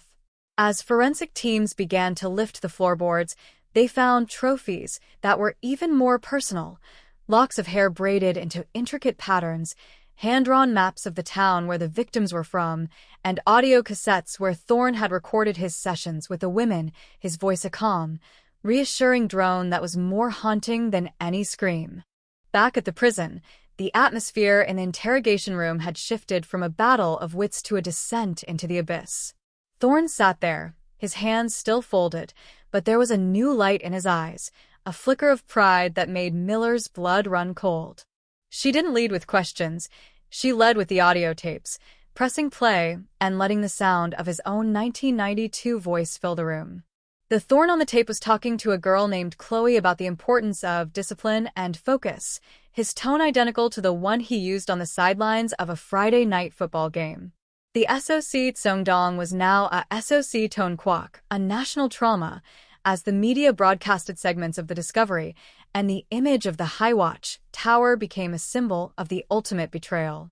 Thorne listened to his own voice with a slight nod, as if reviewing a successful play, before looking at Miller and saying, "A coach's job is to unlock potential, Sarah. Some people just have more potential for suffering than others." The sheer narcissism of the statement hung in the air like a poisonous gas. Miller realized that Thorne didn't see himself as a criminal. He saw himself as a pioneer of the human condition, a man who had explored the dark corners of the soul and come back with a library of pain. The 1995 cold case was just the anchor that had allowed her to drag this entire, monstrous ship to the surface, but the ship was far larger and more rotten than she had ever imagined. She pushed a photo of the iron ring toward him, her voice trembling with a fury she could no longer suppress. "How many, Thomas? How many women did you break in that tower?" Thorne leaned in, the fluorescent lights reflecting in his dead eyes, and whispered, "The tower is just one room in the house, detective. You've only seen the attic." This B&Bo NGO sent a new wave of terror through the investigation, suggesting that Ironwood Creek wasn't the only site and the Highwatch wasn't his only prison. Outside the prison walls, the families of the missing began to gather, a sea of missing posters held aloft by people who had spent decades in a state of suspended grief. They weren't looking for closure anymore. They were looking for a reckoning, a giant demand for justice that threatened to boil over into violence. The town of Willow Creek was under a literal and metaphorical siege, with National Guard units deployed to keep the peace as the coach killer became the most hated man in America. The 1995 cold case solved headline was now a permanent fixture on every screen, but the story had mutated into something much darker. A narrative of systemic failure, of a monster who had been protected by the very institutions designed to stop him. People began to question the school board, the local police, and even the neighbors who had attended Thorne's backyard barbecues, asking how a man could build a prison in a fire tower and never be noticed. The forensic excavation of the tower continued for weeks, each day bringing a new Manhoy KY law that expanded the scope of Thorne's crimes. They found a hidden compartment in the tower's stone foundation containing an archive of driver's licenses dating back to 1975, long before Thorne had even moved to Willow Creek. This meant his ghost road started much earlier, possibly when he was just a teenager himself, a chilling prospect that suggested his entire existence had been a performance designed to facilitate his predatory urges. The cold case of Elena Vance was just a tiny fragment of a mosaic of blood that spanned nearly 50 years, a legacy of violence that was now being pieced together by a team of exhausted detectives who were seeing the world through a new, darker lens. Miller hadn't slept in 3 days, her mind a whirlwind of names, dates, and the sound of Thorne's voice on the tapes, a haunting soundtrack to a life that had become a 24/7 investigation into the heart of darkness. One night, while reviewing the Highwatch ledger, Miller noticed a recurring symbol, a small, hand-drawn crow, next to certain names. She cross-referenced the symbol with Thorne's personal history and found a connection to a defunct summer camp in the Appalachian Mountains, a place Thorne had worked at during his college years. The Ghost Road was stretching across the continent again, a Matt Titchby and that refused to be contained by the borders of the Pacific Northwest. She realized that Thorne wasn't just a local predator. He was a continental drifter of death, a man who had used the vastness of the American landscape to hide his tracks and the silence of the wilderness to muffle his crimes. The SOC Seongdong was now a global phenomenon, as international news outlets picked up the story of the High Watch and the man who had turned a symbol of safety, a fire lookout, into a chamber of horrors. As the sun began to rise over the prison, casting a cold, gray light through the bars of the interrogation room, Thorne finally stopped smiling. He looked at the photo of Elena Vance one last time, a strange expression flitting across his face. Not remorse, but a flickering regret, as if he were mourning the loss of his most prized possession. She was the best of them, he muttered, his voice barely audible over the hum of the air conditioning. She lasted the longest. She almost understood. Miller felt a wave of nausea wash over her, the realization that Thorne had developed a twisted connection to Elena, a bond forged in the dark of the tower that made the crime even more intimate and horrifying. The 1995 cold case was finally, truly solved, but the truth was a weight that Miller didn't know if she could carry, a Chandong of the soul that would haunt her for the rest of her life. The final moments of the recovery effort at Ironwood Creek were captured by a drone camera, panning out from the High Watch Tower, now draped in yellow police tape and surrounded by the stark, skeletal trees. The wind howls through the stone slits, a sound that seems to carry the whispers of the women who were kept there, a Bo NGO that has finally been answered, but at a cost that is almost too high to measure. The tower remains a cold case tomb that has become a monument to a predator's patience and a community's blindness. The road doesn't end here. Miller's voice echoes in the final seconds of the recording, a promise and a threat that the search for the other rooms in the house is just beginning. The screen fades to black, leaving the audience in a state of gone suspense, the SOC Seongdong still echoing in their ears as they wait for the next chapter in the unraveling of Thomas Thorne. Wait, before we close the file, there's one more detail. In the very back of the High Watch ledger, hidden under a false leather backing, Miller found a single, recent photograph. It wasn't of a victim. It was a photo of her, Sarah Miller, taken through a long-range lens as she sat in her office 3 months ago. The coach had been watching the detective long before she ever knew his name, a final Manhoy KY law that proved even from behind bars, the game was far from over. The discovery of the photograph, the grain of the film capturing Detective Sarah Miller in the private sanctuary of her own office, shattered the illusion that the monster was contained within 4 walls of concrete and steel. It was a cold case revelation that rewrote the rules of the hunt. Thomas Thorne wasn't just a predator of the past. He was a voyeur of the present, a man whose reach extended through a network of shadows that the task force had yet to even identify. The Manhoy KY law of the crow symbol, found etched into the stones of the High Watch and scribbled in the margins of the ledger, became the new North Star for an investigation that was spiraling out of control. Miller, fueled by a mixture of cold terror and righteous fury, didn't retreat. She went back into the archives, tracing the crow back to its origin in the humid, fog-drenched valleys of the Appalachian Mountains, specifically to a defunct youth camp called Camp Blackwood, where a young Thomas Thorne had spent the summers of the late 1970s. The flight to the East Coast was a blur of flickering cabin lights and the rhythmic scratching of Miller's pen as she connected the dots of a history that should have stayed buried. The SOC Seongdong that had paralyzed Willow Creek was now spreading like a virus to a small town in West Virginia called Oakhaven, where the arrival of the FBI and a team of forensic specialists felt like an invading army. Camp Blackwood had been closed for 40 years, abandoned after a string of accidental drownings and Matt Titchby, and that the local authorities had chalked up to the treacherous terrain and the ignorance of youth. But as Miller stood at the rusted gates of the camp, the air thick with the scent of damp moss and rotting timber, she realized that this wasn't just a site of tragedy, it was the training ground. This was where the coach had learned his trade, and he hadn't learned it alone. The Manhoy KY law found at the site, a series of hidden bunkers carved into the limestone cliffs, mirrored the architecture of the High Watch with a terrifying precision. These weren't the works of a lone teenager.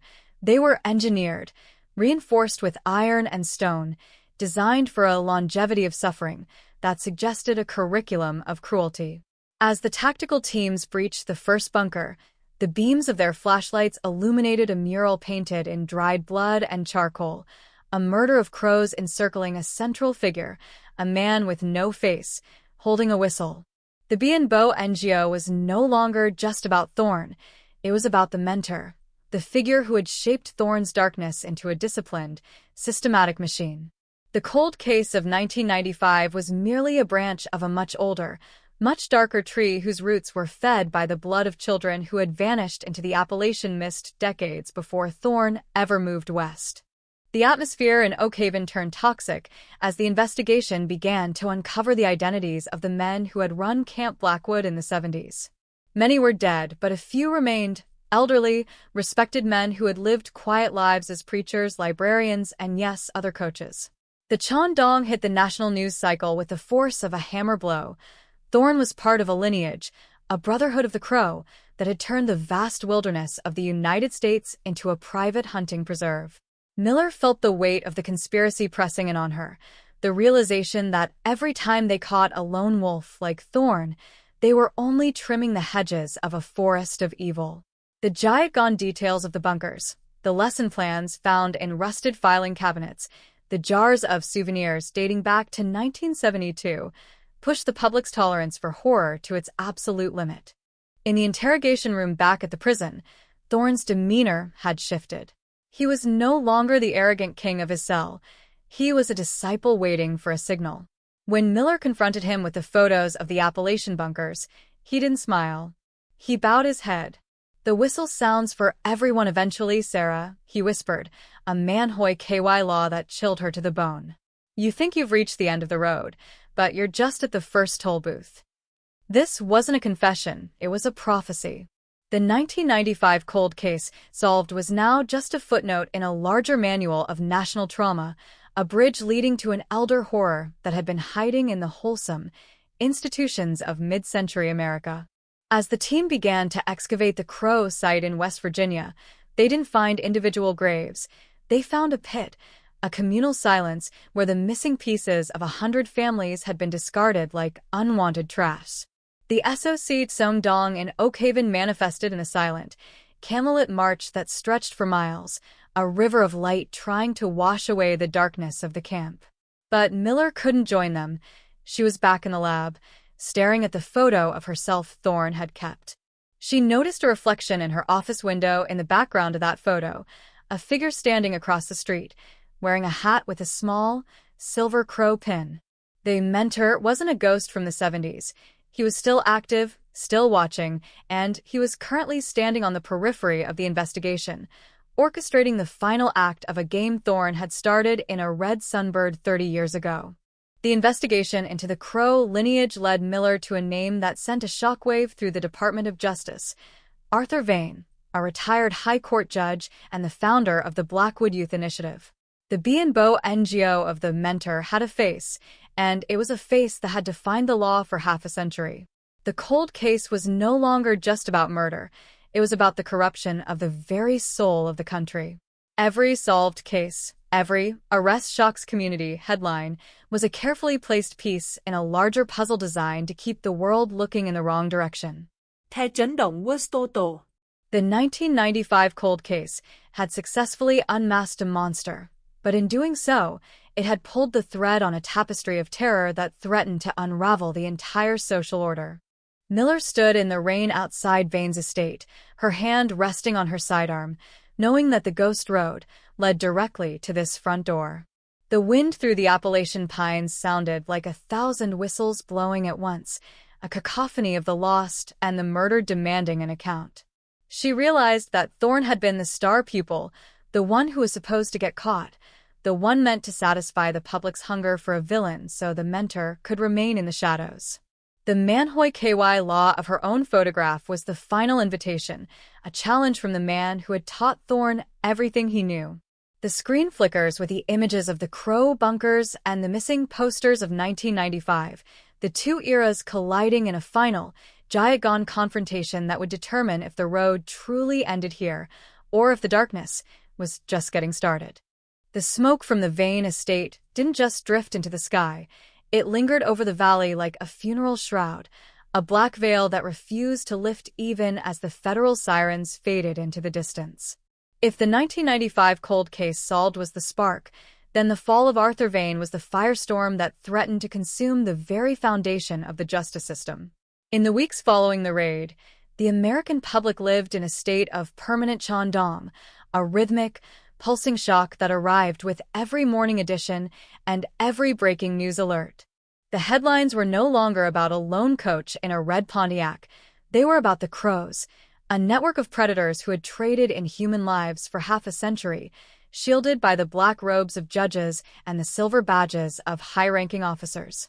Detective Sarah Miller sat in a windowless room in D.C., the air vibrating with the hum of servers and the frantic energy of 100 federal agents. The Blackwood Archive, once a hidden library in a burning manor, had been digitized, and the data was a descent into a specific kind of hell. It wasn't just names and dates, it was a blueprint of a shadow civilization. Each file represented a Matt Titchbian, a cold case that had been intentionally derailed, evidence that had been lost in transit, and witnesses who had been silenced by the very people they went to for protection. Miller stared at the screen, her eyes tracing the digital lineage of Thomas Thorne back to the 1970s, finding that for every girl like Elena Vance, there were 3 more whose names had never even made it to a missing poster. The Manhoy KY law found in the Vane Manor began to paint a picture of the nursery, a second, even more secretive site where the Crows were trained. This wasn't just about hunting, it was about indoctrination. The investigation revealed that Arthur Vane hadn't just picked Thorne at random.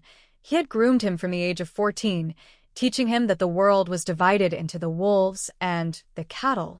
The SOC Tsongdong was now turning into a full-blown national paranoia. People were looking at their local mentors, their coaches, their community leaders, and seeing the shadow of a crow pin. The trust that holds a society together wasn't just broken, it was pulverized. In the high-security wing of a federal facility, Thomas Thorne was no longer the smug architect of his own legend. Deprived of the protection of the mentor, he had become a liability to the remaining Crows still hidden in the shadows. He knew too much, and for the first time in 30 years, the coach looked afraid. Miller watched him through the monitor, seeing the way he flinched at every sound in the hallway, the way he sat in the corner of his cell, as far from the door as possible. He was a man waiting for his own cold case to be solved by the people he used to call brothers. The B&Bo NGO of the silver whistle found in Miller's car became a central obsession. Forensic analysis revealed it wasn't an antique. It was brand new, a custom-forged piece of hardware that contained a microscopic GPS tracker. The Crows weren't just watching her. They were inviting her. They wanted her to follow the Ghost Road to its final destination, a place the archives referred to only as the Rookery. This was the giant gone twist that the public wasn't ready for. The arrest of Vane hadn't ended the conspiracy. It had merely cleared the way for the next generation of predators to take the lead. Miller felt the weight of the investigation shifting. It was no longer about forensic science or DNA. It was about the psychology of the hunt. She began to spend her nights in the archives of the 1995 cold case, looking for the one detail she had missed, the one thread that connected the red sunbird to the Rookery. She found it in a footnote of Elena Vance's autopsy report, a microscopic trace of a very specific type of mountain laurel, a subspecies that only grew in a 10-mile radius of a place called Dead Man's Peak. This was the Manhoy KY law that bypassed the digital archives, a physical clue that the Crows had overlooked because they were too busy guarding their servers. As she prepared to head back into the mountains, Miller realized that she was no longer just a detective. She was the prey that had learned how to hunt. The Chandong of the last few months had stripped away her illusions, leaving only a cold, sharp-edged determination. She didn't call for backup. The DC office was likely compromised. She didn't tell her superiors. They were part of the system Vane had built. She took the silver whistle, her service weapon, and a box of old files, and drove toward the dark silhouette of the Cascades. The Ghost Road was waiting for her, lined with the spirits of the women Thorne had taken and the ones the Brotherhood was still planning to take. The 1995 cold case solved was the beginning of the end, a path of blood that led to a final, vertical confrontation where the law ended and the forest began. The air grew thinner as she climbed, the scent of the mountain laurel becoming an intoxicating, deathly perfume. She wasn't just looking for a killer anymore. She was looking for the heart of the machine that manufactured them. As the sun dipped behind the peaks, casting the world into a bruised purple light, Miller found the entrance to the rookery. It wasn't a bunker or a manor. It was an abandoned mine, its mouth yawning wide like the entrance to an underworld. She stood at the threshold, the silver whistle in her hand, and blew a single, sharp note that echoed through the tunnels.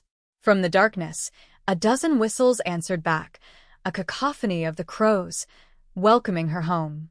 The SOC Songdong was about to reach its crescendo, and the secret of 1995 was about to be buried one last time, or finally set free. The silence inside the rookery was not the silence of an empty space. It was the pressurized, vibrating quiet of a hive, a subterranean labyrinth where the air tasted of salt, iron, and a century of collective malice. Detective Sarah Miller moved through the primary shaft of the abandoned mine, her tactical light cutting a frantic path through the gloom, illuminating walls etched with the same Manhoi KY law, the crows, the calendars, the names that had haunted every step of this journey since the first DNA match in the 1995 cold case. This was the epicenter, the hidden forge where the Brotherhood of the Crow didn't just kill, they archived the very essence of their victims, turning a series of Matt Titchbien into a curated library of human suffering. The floor was littered with rusted canisters and discarded film reels, a Bienbo NGO of analog horrors that suggested the Crows had been documenting their crimes long before digital surveillance became a tool of the trade. As she descended deeper into the rookery, the temperature plummeted, the damp stone walls weeping a dark, mineral-rich water that looked like blood under the glare of her flashlight. The Chandong hit her when she reached the Hall of Records, a massive, vaulted chamber filled with thousands of neatly labeled evidence boxes, each one representing a life snuffed out along the ghost road. This wasn't a crime scene. It was an industry. She pulled a box at random, 1984, Helena's sister, and felt the world tilt on its axis. The SOC Songdong was about to go nuclear. The conspiracy didn't just target strangers, it targeted bloodlines, a systematic pruning of specific families over generations. The 1995 cold case solved had only scratched the surface of a hereditary nightmare, a dark genealogy overseen by Arthur Vane and his disciples.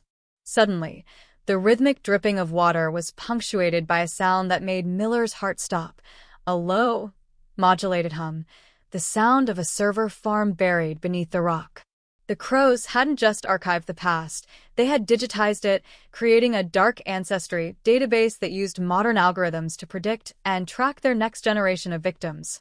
The Manhoi KY law of the silver whistle in her pocket began to vibrate, a haptic signal that she was being tracked in real time by the very system she was trying to dismantle. "You're looking at the future, Sarah." A voice echoed through the tunnels.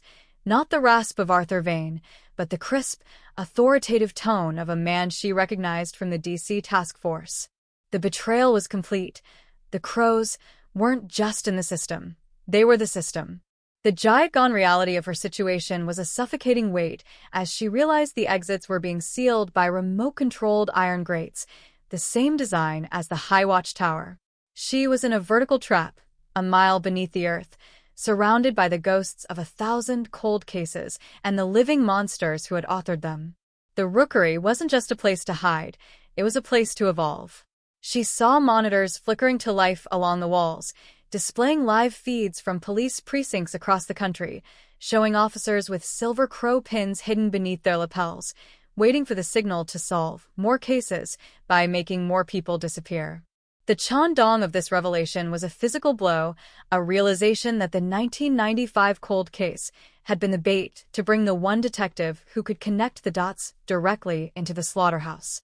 Miller didn't panic. She channeled the cold, forensic rage that had sustained her since Willow Creek.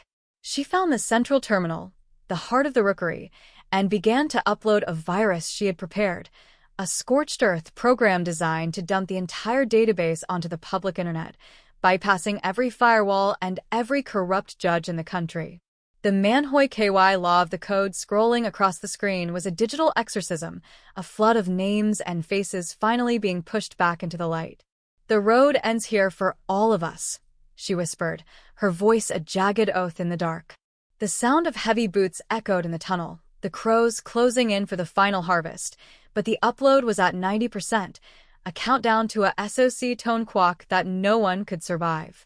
The two women moved through a hidden service crawlspace as the rookery began to self-destruct, the virus triggering a series of thermite charges designed to erase the evidence. The chandong of the explosions rocked the mountain, the ghost road, collapsing in a roar of fire and stone.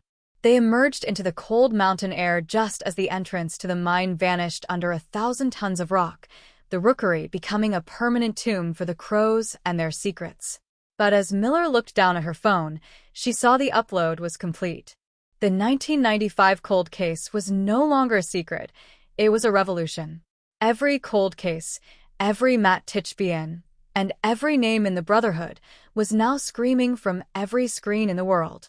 The sun began to rise over the jagged peaks, a cold, indifferent light that revealed the scale of the devastation. The SOC Tsongdong was now a global reckoning, as the crows in high places began to be hunted by the very people they had oppressed. Miller stood with the ghost of a girl she had spent her life looking for, watching the smoke rise from the mountain. The 1995 cold case solved was a victory, but the price was the world she once believed in. As she turned to leave, she saw a single black feather drift down from the sky, landing on the silver whistle. The game was over, but the silence that followed was the loudest thing she had ever heard. The notification sound that morning didn't signify a text message or a weather alert. It was the digital death knell of a century-old conspiracy, a synchronized ping that echoed across millions of devices simultaneously as the Blackwood archive finished its upload. The world didn't wake up to the sunrise. It woke up to the 1995 cold case exploding into a global reality, a raw, unfiltered feed of names, dates, and video files that stripped the mask off the Brotherhood of the Crow in real time. It was no longer a police investigation, it was a societal purge. In newsrooms from New York to London, anchors stopped mid-sentence, their earpieces buzzing with the chaotic directives of producers who were watching the pillars of their societies crumble on live monitors. The SOC Tsongdong was visceral and immediate, a collective gasp that sucked the oxygen out of the room as the public realized that the monsters weren't hiding under beds. They were sitting on benches, standing behind podiums, and pinning badges to their chests. Detective Sarah Miller watched the fallout from a motel room 3 towns over, the curtains drawn tight against a world that was currently burning itself down to the ground. Next to her sat the survivor, the woman who had been Jane Doe 4 in the Rookery's ledger, now reclaiming her name, Alice Vance, the younger sister who had supposedly run away in grief 3 years after Elena's murder. Alice stared at the television with hollow, unblinking eyes, watching as the faces of her captors, men she had served tea to, men she had been told to respect, were flashed across the screen under the banner, Wanted. The data dump had revealed not just the killers, but the enablers, the district attorneys who lost files, the coroners who falsified autopsies, and the sheriffs who designated abductions as runaways. The ghost road was illuminated by the harsh light of transparency, and there was nowhere left to hide. The Jiagon scenes playing out in the streets were unlike anything in history. SWAT teams, now under federal command and stripped of any local Crow loyalists, were breaching the homes of judges and senators. The Arrest Shocks community headline became a rolling ticker, updating every minute with a new, high-profile name. In Seattle, a beloved philanthropist was dragged out of a charity gala in handcuffs, his pockets emptied to reveal the damning silver whistle. In Chicago, a police chief barricaded himself in his office, the sound of a single gunshot marking the end of his tenure and the confirmation of his guilt. The Manhoy KY law of the Silver Crow pin, once a symbol of elite status within the Brotherhood, had become a target, a mark of Cain that turned powerful men into fugitives in their own cities. But the true horror wasn't in the arrests, it was in the family tree feature of the database Miller had unleashed. Families who had spent decades mourning a Matt Titchfian were suddenly confronted with the high-definition reality of their loved ones' fates. The archive contained detailed logs of the High Watch towers, the rookery, containment cells, and the specific geographic coordinates where the bodies had been discarded. The B&Bo NGO of 1,000 cold cases was solved in a single afternoon, but the answers brought a grief so heavy it threatened to buckle the knees of the nation. People weren't just crying. They were screaming, a raw, primal sound of betrayal that echoed in the suburbs and the cities alike. The trust in the system had evaporated, replaced by a cold, hard fury that demanded more than just prison sentences. It demanded blood. Miller turned away from the TV, the SOC tone quack feeling like a physical weight on her shoulders. She had done it. She had solved the 1995 cold case, but in doing so, she had broken the world. Alice Vance looked up, her voice a rasp of unused chords. They're not all caught, Sarah. The data. It stopped at the devastating layer, but there's a bedrock underneath. The ones who built the rookery. They didn't put their names in the database. It was a chilling Manhoy KY law that cut through the victory. The crows they were catching were the soldiers, the field agents, the middle management of the monstrosity. The architects, the true elders who had designed the philosophy of the hunt back in the 1950s, were ghosts, untraceable by digital means because they existed outside the system entirely. The fallout intensified as the vigilante wave began. With the police overwhelmed and the courts paralyzed by the implication of their own judges, citizens began to take the law into their own hands. Mobs gathered outside the homes of suspected crows, armed with the printed pages of the Blackwood archive. The giant imagery of burning mansions and overturned police cruisers dominated the airwaves. The Ghost Road had become a two-way street, and the traffic was coming back for the predators with a vengeance. Miller knew she couldn't stay in the motel. The architects would be in wind-down mode, scrubbing their analog trails, and if they found her, she wouldn't just be killed. She would become the final entry in a book that was supposed to be closed. She packed her bag, the silver whistle heavy in her pocket, a trophy and a curse. She looked at Alice. We have to move. The world is busy hunting the rats, but the snakes are slithering into the grass. The B&Bo NGO of the architects was the next chapter, a hunt that would require them to go off the grid completely. The 1995 cold case was solved, yes, but the war it had started was just entering its most dangerous phase. As they stepped out into the night, the sky was lit by the red glare of distant sirens, a dystopian cityscape that felt miles away from the quiet rain of Willow Creek. Suddenly, Miller's phone buzzed, not a text, but a direct override of the device's operating system. The screen went black, then displayed a single, grainy image, a live feed of the motel parking lot they were currently walking into. A Manhoy KY law that proved the architects still had eyes in the sky. A message typed itself across the screen, letter by agonizing letter.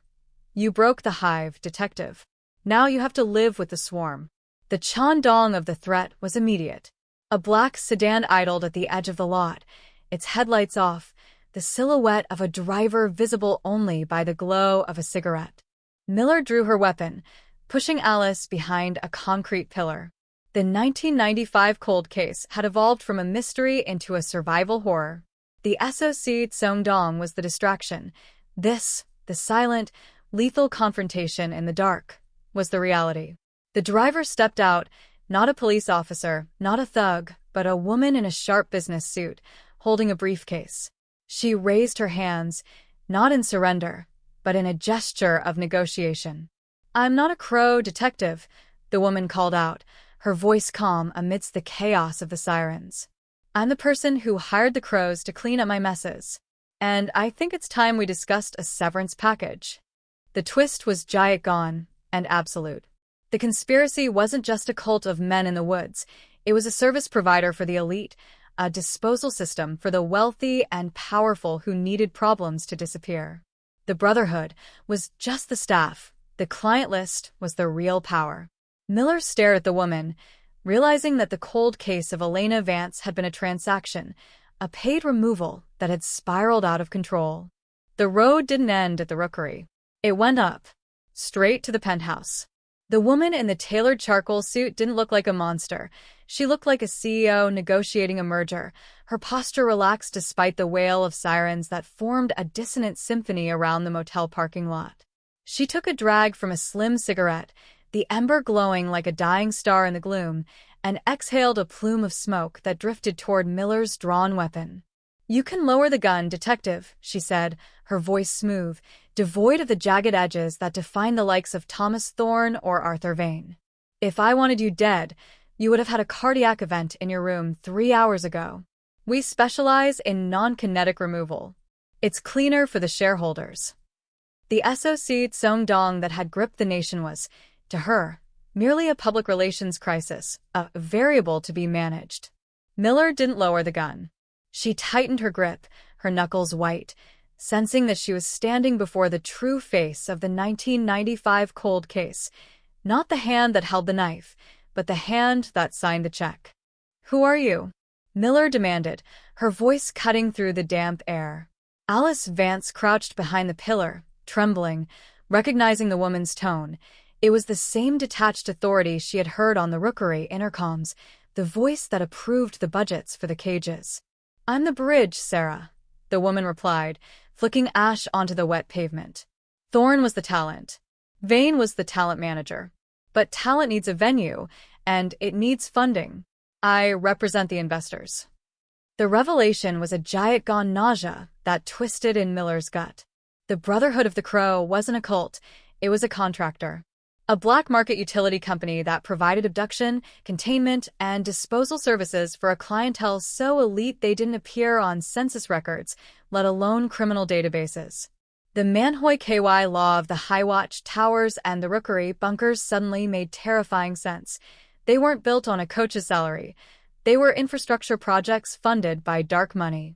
The woman kicked the briefcase toward Miller. "The database you uploaded? That was the staff directory. It's useless. You caught the janitors and the security guards. This," she pointed to the leather case with the toe of her expensive heel, "is the client list. The people who ordered the hits. The politicians who needed a mistress to vanish. The CEOs who needed a whistleblower silenced. The fathers who wanted a problem child corrected." The Bee and Bow NGO of Elena Vance's death took on a sickening new dimension. Was she just practice? A line item in a budget? Or had she stumbled onto something that necessitated a professional erasure? Elena was a spec project, the woman said, answering the unasked question with a cruel casualness. Thorne needed to prove his containment protocols worked before we authorized the series of funding. She was the prototype. The Chandong of those words almost brought Miller to her knees. Elena Vance, the girl in the red sunbird, hadn't just been murdered. She had been the proof of concept for a startup of slaughter. The rage that surged through Miller was blinding, a white-hot fury that made her want to pull the trigger and end this corporate sociopath right there in the parking lot. But the woman was still talking, her eyes scanning the dark perimeter. "I'm giving you the list because I'm being liquidated. The board has decided to cut ties. They're scrubbing the assets. I'm an asset." As if on cue, a subtle, rhythmic thwup-thwup-thwup sound emerged from the darkness above, not a helicopter, but the distinctive, insect-like hum of heavy-lift drones. The SOC Tone Kwok was about to witness a hostile takeover. "Take the case," the woman screamed, her composure finally shattering as a red laser danced across her chest. Miller lunged for the briefcase, grabbing Alice by the collar with her other hand, just as the air pressure in the parking lot dropped. The sound wasn't an explosion. It was a kinetic impact, a rod of tungsten dropped from a high-altitude drone, a rod from God on a microscale that vaporized the woman and the sedan in a blinding flash of blue-white light. The giant gone violence threw Miller and Alice backward, the shockwave shattering the motel windows and setting off every car alarm in a 3-block radius. This wasn't a cleanup, it was a war. The clients were deploying military-grade assets to protect their anonymity. Miller scrambled to her feet, her ears ringing, clutching the briefcase that contained the darkest secrets of the Western world. "Run," she roared at Alice, dragging the survivor toward a drainage ditch just as a second impact cratered the pavement where they had been standing seconds before. The 1995 cold case had escalated into a hunt where the hunters were invisible and the weapons were orbital. They slid into the muddy water of the culvert, the sky above them streaked with the contrails of the architect's drone fleet. The Manhoy KY law of the silver whistle felt heavy in her pocket. It was no longer a tracker, it was a target marker, and she realized with a jolt of horror that she had to ditch it. She hurled the whistle into the brush, watching as a third kinetic strike obliterated the trees where it landed, confirming that the game had shifted from cat and mouse to search and destroy. Huddled in the darkness of the pipe, water rushing over their legs, Miller clicked open the briefcase. Inside was a single, hardened tablet, biometric locked. She pressed her thumb to the scanner. It blinked green. The woman had authorized her. The screen lit up, not with a list of names, but with a map of the world, glowing with thousands of golds. Each dot was a transaction. Miller zoomed in on Washington, D.C., then New York, then London. The names attached to the dots were the people on the news, the people signing treaties, the people running the banks. The SOC Song Dong she had unleashed earlier was nothing compared to this. If she released this list, governments wouldn't just fall, they would dissolve. It was the ultimate B in Bo NGO. The world was run by the customers of a crow. "They're coming for us, Sarah," Alice whispered, her eyes wide, reflecting the blue light of the tablet. The sound of boots on gravel echoed from the mouth of the culvert, a tactical team, moving with the silent precision of the cleanup crew. Miller looked at the tablet, then at Alice. She had a choice: upload the list and die in the process, ensuring the truth survived, or use the leverage to bargain for their lives. But Sarah Miller hadn't spent 30 years chasing a ghost to make a deal with the devil. She tapped the broadcast all command. The tablet flashed. Uplink blocked. Local jamming detected. The architects had locked down the electromagnetic spectrum in the area. They were trapped in a digital dead zone. The giant gone realization hit her. She had the truth, but she couldn't tell it. She needed to get to a hard line, a broadcast tower, anything that could pierce the jamming bubble. "We have to move," Miller said, her voice steel. "We have to get to the old radio station on the ridge. It's analog. They can't jam a frequency they forgot existed." They burst from the culvert, moving into the tree line, the cleanup crew, opening fire with suppressed rifles. Bullets tore through the bark around them, the sound like angry hornets. Miller returned fire, her shots unsuppressed and loud, a defiant boom in the night. The 1995 cold case was ending not in a courtroom, but in a muddy, desperate sprint up a mountainside, carrying the weight of the world in a leather briefcase. The Chandong of the night was a symphony of violence, the old world trying to murder the new one before it could be born. As they crested the ridge, the silhouette of the abandoned radio tower loomed against the moon, a rusted metal skeleton that was their only hope of turning the client list from a secret into a sentence. But as they reached the base of the tower, a figure stepped out from the shadows of the control shack. It wasn't a soldier. It was a man in a windbreaker, holding a hunting rifle, looking terrified but resolute. It was Elena Vance's father, a man thought to have died of a broken heart years ago.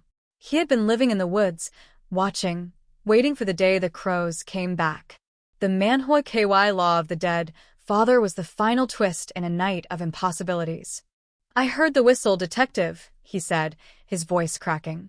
"I knew you'd bring them here." He racked the bolt of his rifle. "Get inside. I'll hold the line." The SOC Song Dong of seeing a ghost defend the truth gave Miller the surge of adrenaline she needed. She kicked open the door to the radio station, the smell of dust and ozone hitting her, as the sound of the father's rifle joined the chorus of the night. She plugged the tablet into the ancient console, the on-air light flickering to life. The jamming signal didn't cover the AM band. The 1995 cold case was about to go live on the emergency broadcast frequency.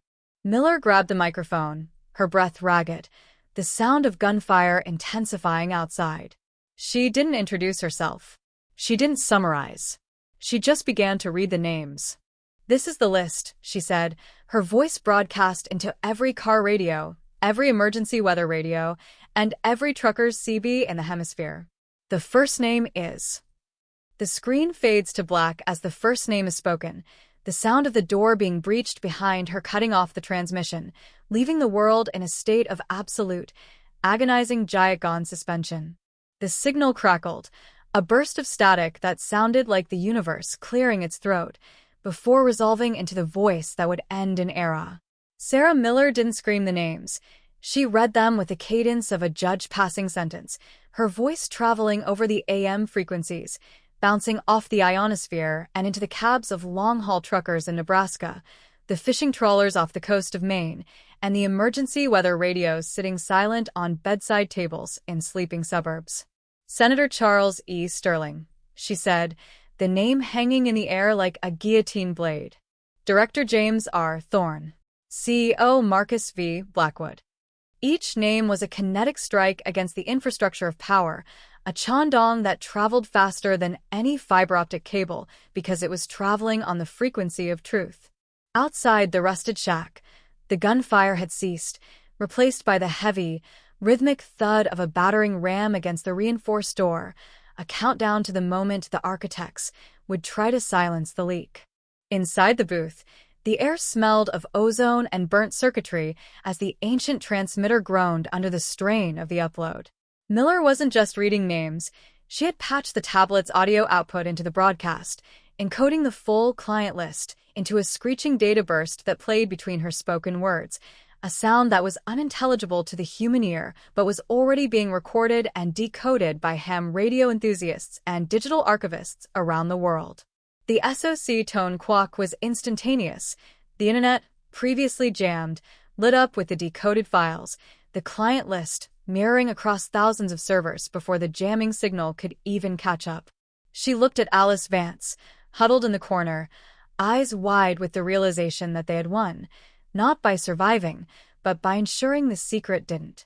"It's done," Miller whispered, just as the door hinges shrieked and gave way, the blinding white light of tactical strobes flooding the small, dust-choked room. The feed didn't cut to black.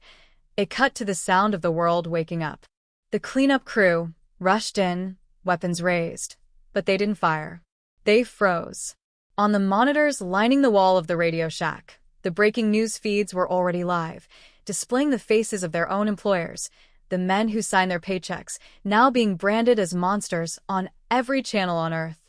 The giant-gone irony of the moment paralyzed them. They had been sent to stop a leak, but they were standing in a flood. Miller stood up, her hands raised, not in surrender, but in a gesture of absolute, weary triumph. She looked at the team leader, whose face was hidden behind a ballistic mask, and said, "You can kill the messenger, but you can't kill the message. The mail has been delivered." The aftermath wasn't a riot, it was a reckoning. In the days that followed, the list dismantled governments. Cabinets dissolved, boards of directors resigned en masse, and the Ghost Road became the most investigated stretch of geography in human history. The architects, stripped of their anonymity and their assets, turned on each other with the ferocity of cornered rats, trading secrets for plea deals that never came. The 1995 cold case solved headline was retired, replaced by a new, permanent state of vigilance. The world had learned the hard way that the monsters weren't hiding in the dark. They were being protected by the light. The SOC Tsongdong slowly morphed into a collective vow. Never again. But amidst the global upheaval, a smaller, quieter mystery remained. When the federal authorities finally secured the radio tower on the ridge, the room was empty. There were no bodies. No Sarah Miller. No Alice Vance. Only the open briefcase, the tablet, and a single, spent shell casing from Mr. Vance's rifle on the porch. The architects hadn't taken them. The chaos had. In the confusion of the broadcast, in the moment the world turned upside down, the two women had simply stepped off the map, vanishing into the deep embrace of the forest that Sarah Miller knew better than anyone. She had become a Bienbo NGO herself, a ghost in the machine she had dismantled, leaving behind a legacy that was larger than any badge. 1 year later, on a crisp October morning that mirrored the day Elena Vance disappeared, a new visitor arrived at the memorial by Blackwood Creek. It wasn't a detective or a reporter. It was a woman with graying hair and a scar on her cheek, Alice Vance, living a quiet life under a name the crows would never find. She placed a single object at the base of the stone marker, a silver whistle, crushed flat, as if by a great weight. She didn't stay to pray. She simply nodded at the horizon, a silent acknowledgement to the sister she had lost and the woman who had saved her. High above, in the fire lookout towers that were now manned by legitimate rangers, the radio crackled with the mundane chatter of weather reports and hiking permits. But every now and then, late at night, when the static grew thick and the wind howled through the pines, the locals claimed you could hear a voice on the AM band, a calm, steady voice reading a list of names, a ghostly manhoy KY law reminding the world that someone was still watching. The cold case of 1995 was closed, the files stamped and shelved, but the story of Sarah Miller had become something else entirely, a legend of the Ghost Road, a warning whispered to the wicked, and a promise kept to the dead. The rain began to fall, gentle and cleansing, washing the last of the dust from the radio tower on the ridge. The red Pontiac Sunbird was long gone, reclaimed by the rust and the earth, but the fear it once inspired had vanished with it. The woods were no longer a place of silence. They were filled with the sound of the wind, the birds, and the steady, rhythmic beat of a heart that had finally stopped racing. The nightmare was over. The morning had come. And somewhere, out past the edge of the map, Sarah Miller was finally getting some sleep.